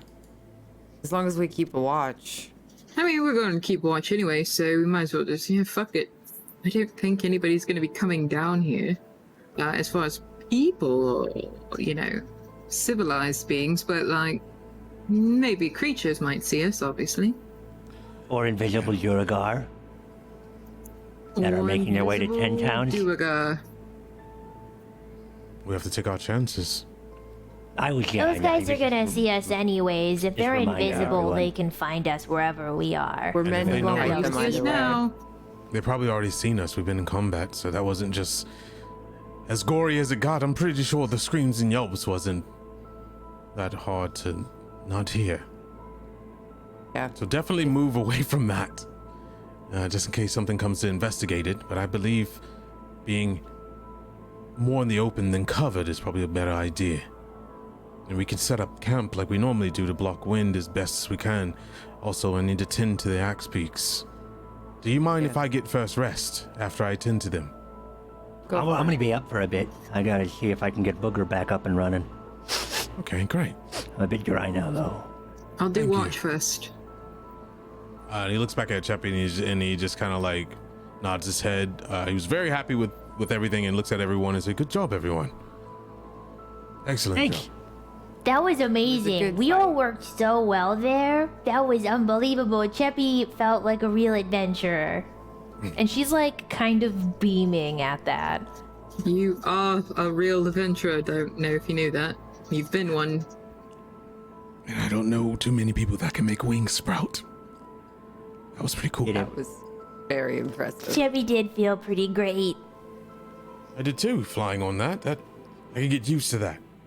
Well, let me go tend to these hack speaks. Not to make this about I me, know but you've been enjoying. did anyone see how I did? I'm sure you Actually, did great, Morty. No, I didn't. Did anyone see what Ray? Did Ray go missing? Chevy Is did. Ray still here? Ray threw Did we fire lose at him? them. It was sort of effective. Huh. He did that? Like, I was too busy paying attention to other things. Yeah, I think I saw him do that. I'm not sure. Can't see very far, but there was a fire, and Ray did do the throwing motion. I think it was him because it's the only reason I could see the original nulls. No, Chevy it could've been totally Morty. Morty, did you throw understands. fire? No, I shot a lot of arrows. I'm gonna go recover all of them because they all hit. So I'll be back because I know exactly where they are. Be Nice. careful. Why are Let they Chevy so know if you busy? need any help. I don't know. I think everyone's just having a bad day. We could have like a ladies' sleepover. We can just hang Yeah, let's out. stay up. Fuck it. Let's stay up and have a As- party. Rations. Chevy might have some ale somewhere. Yeah, sure. That's fine. Drink up. I'll take watch and, you can drink. But I think fuck Chevy's them. probably gonna stay up for like maybe like half an hour extra with Moonbrook and have a beer. Okay. I might just sit with them and clean my halberd with the blood off and have like a sip of Cheppy's beer. Ladies' night. Okay. You set up camp, and you sort of relax with this horrific threat to 10 towns looming over your heads. We're just having beers as this threat gets closer. We've gotta chill while we can. Sure. I'm sure it's fine. We feel very good after that good fight. Nah, everything's fine. Okay. Moonbrook is taking the watch. You guys have some food and relax a little bit. First watch goes without any issues. Just a second watch. Well, I am spent. All right, well. Don't know who's going to be next. Let's wait. Here I am. I'll Morty. do it. Yeah. Here we'll I wait am. Morty. It's Mortis. Good night, Morty. Oh, you are very angry, Mortis. I'm so sorry. What do you mean I'm angry? No, you just haven't corrected us in like a long time about calling you Morty versus Mortis. You are obviously very angry tonight. Whatever. Mortis. Mortis. Yeah, no. Call you Mooney Brookie if you like. But I mean, it's rather nice. I would be okay with that. Okay, I wouldn't be okay with that. You don't. Fine, Mortis. Thank Do you. you need any help? Are you tired? You didn't just take a rest or a watch? It was 2 hours, right? So I could do another 2 hours and still be okay. If you want, yeah. I mean, the company's nice. Sure. Let's do You it. make it gross. I feel a boogie coming on. She pushes his face to the specific Yeah. direction. So you watch that way, I'll watch this way, okay? There's a Okay. like a big snot bubble that just starts to drip. Okay. I hear it pop. Yeah, I don't think there's anything else I want to do on my watch besides watch, and also blow my nose onto a crystal. Okay. Mortis begins his watch. Moonbrook, you're going to sleep? Or I'm trance, actually rather? gonna. Well, I'm gonna help him because I can do 2 more hours, right? And then I can trance after that and be okay, right? So I get Well, 4 3 hours. hours passed already. Oh, I thought watches You were got 2 six, hours. 6 hours each. Or 3 I'm hours gonna- for 3 watches. And then that covers everybody. Sure. Halfway through, I'm going to be like, hey, Morty, I'm tired. Okay? Okay. I'm listening. Yep, I'm gonna get whatever. Okay. All right. Sure. Mortis. Okay. Mortis, Morty. your watch goes uninterrupted. Do you wake someone up for the next watch? Nah. Yeah, I will. I think he's gonna wake up. Terrell said he wants to go wake up first, or last. I think I'm gonna wake up Ray. Do we have a Ray? Oh, we have a Ray. Ray. Hey. Hey, it's your turn for the Okay. for the thing. Oh, yeah, I got it. Go ahead. Go. Why were sleep. you so huffy earlier, by the way? You were... Nothing. No big deal. I wasn't Okay. huffy. Yeah, you were. No, it wasn't. Okay. Go get some sleep. Okay. Did you see how I did in that fight? You hit every shot. It was incredible. Nice. Okay. You did great, by the way. I saw that no one was catching on fire and stuff. That was cool. Mm-hmm. Thank you. Go Uh-huh. get some sleep. Okay. All right. You good for a bit? I'm good. By yourself? I'm good. Yeah. Yep. You go. Okay. And you reach out and just kind of pat your cheek a bit. His clammy hand. Oh, okay. All right. Yep. Okay, good night. Slightly crusty. Oh. Ray, you doing anything special on your watch? How much did I sleep? Like, have I gotten the full rest yet, or am I like just sort of into it some at this point? You've almost gotten a full rest. Basically, a little bit of your watch. Okay. So, I think I'm fucking around with my fire and stuff. That's all I'm doing. That is all I'm doing. Yeah. I'm keeping a lookout, but I'm definitely just messing around. Ray is bringing forth the fire to his hand. And the camera starts to fade on Ray and his fire and slowly zooms in on the fire.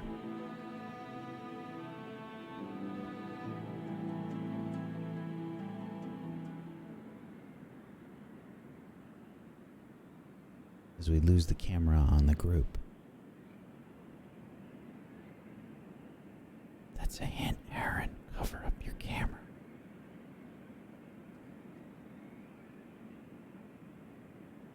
We see up into the spine of the world.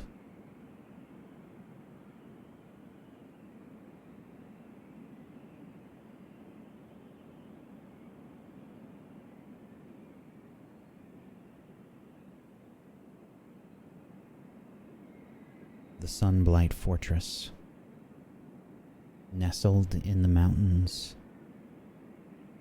looming over Icewind Dale. What secrets does it hold?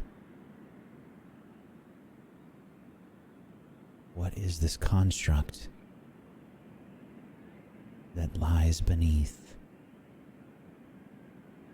We'll have to find out next time. Thank you for joining us today, everyone. We're going to end the episode there.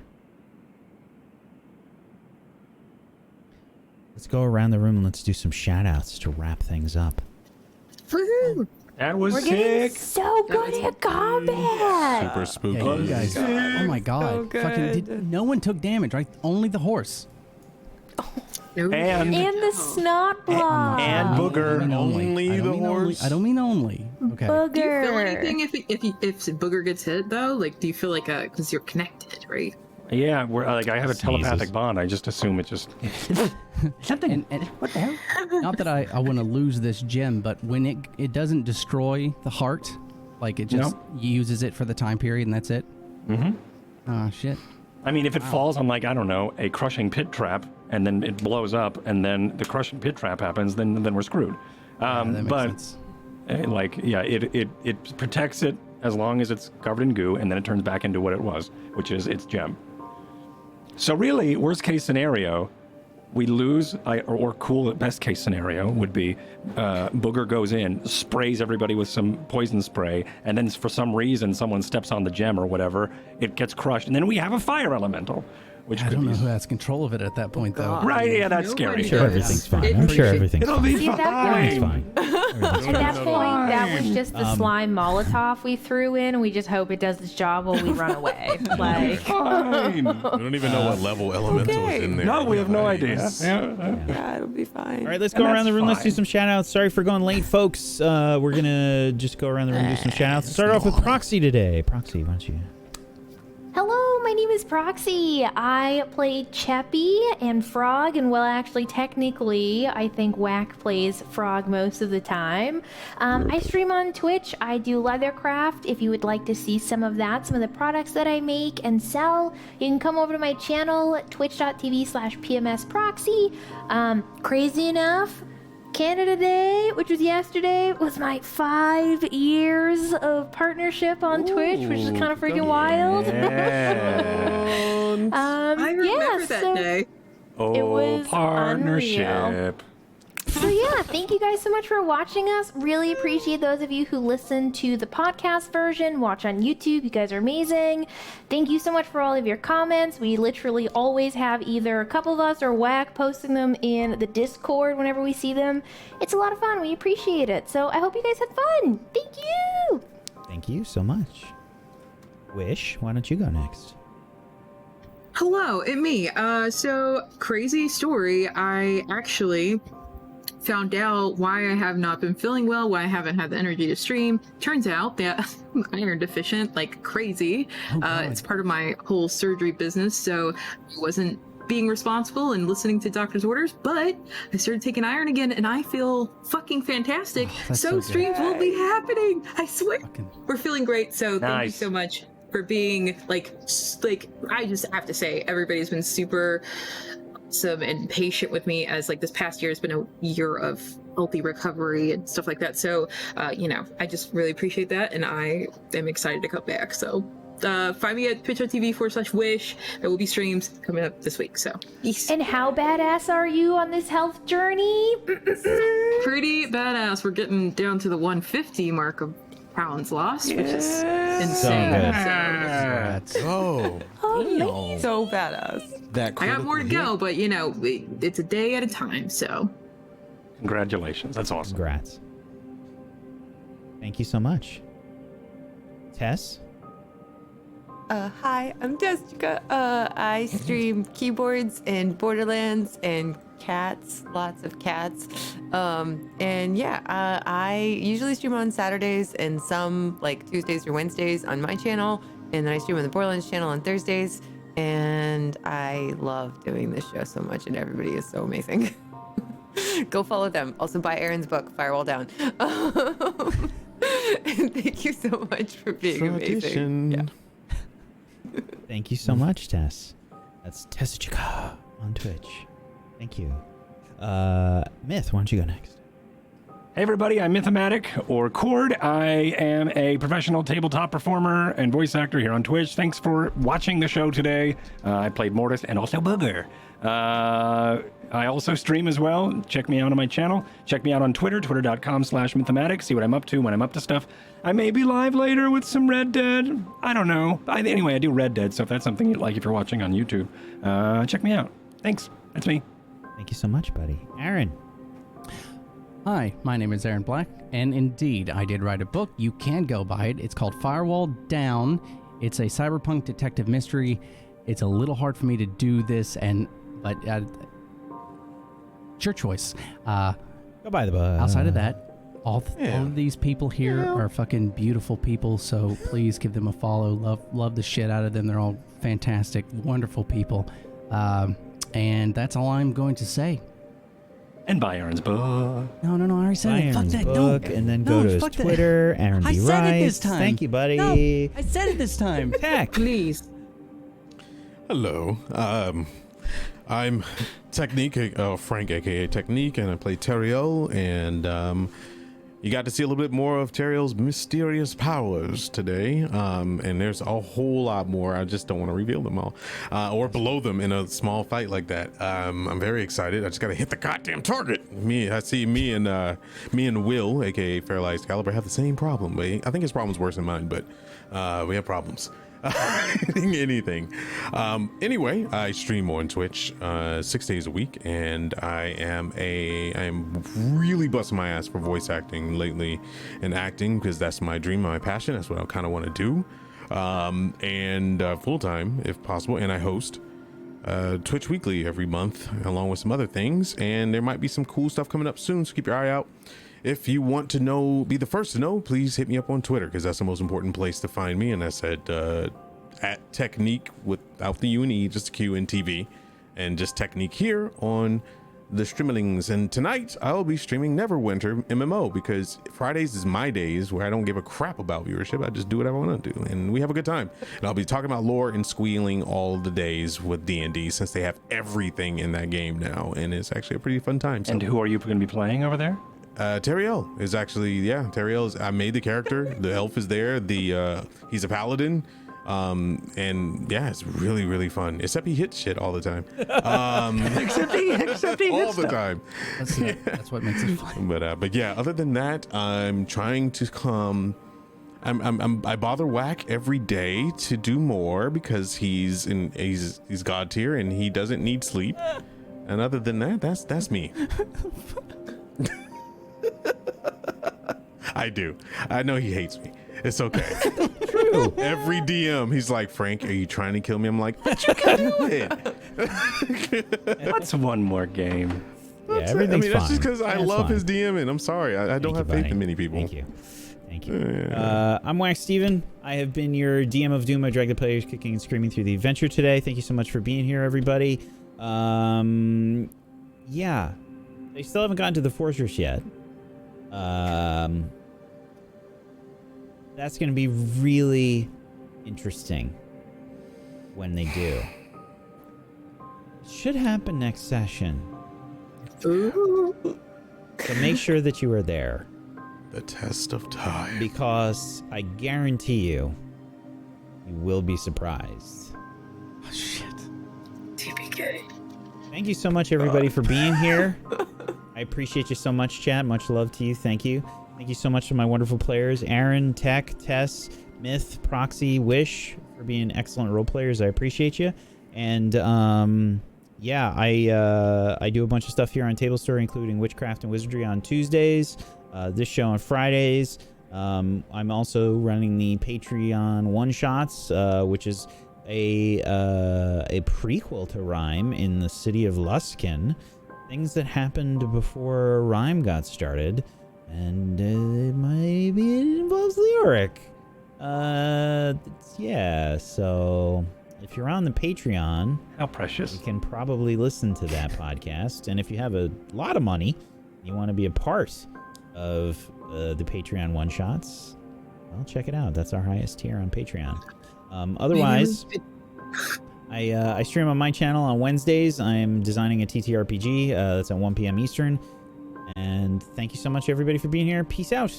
Have a wonderful rest of your weekend. Good night, everybody. Bye-bye.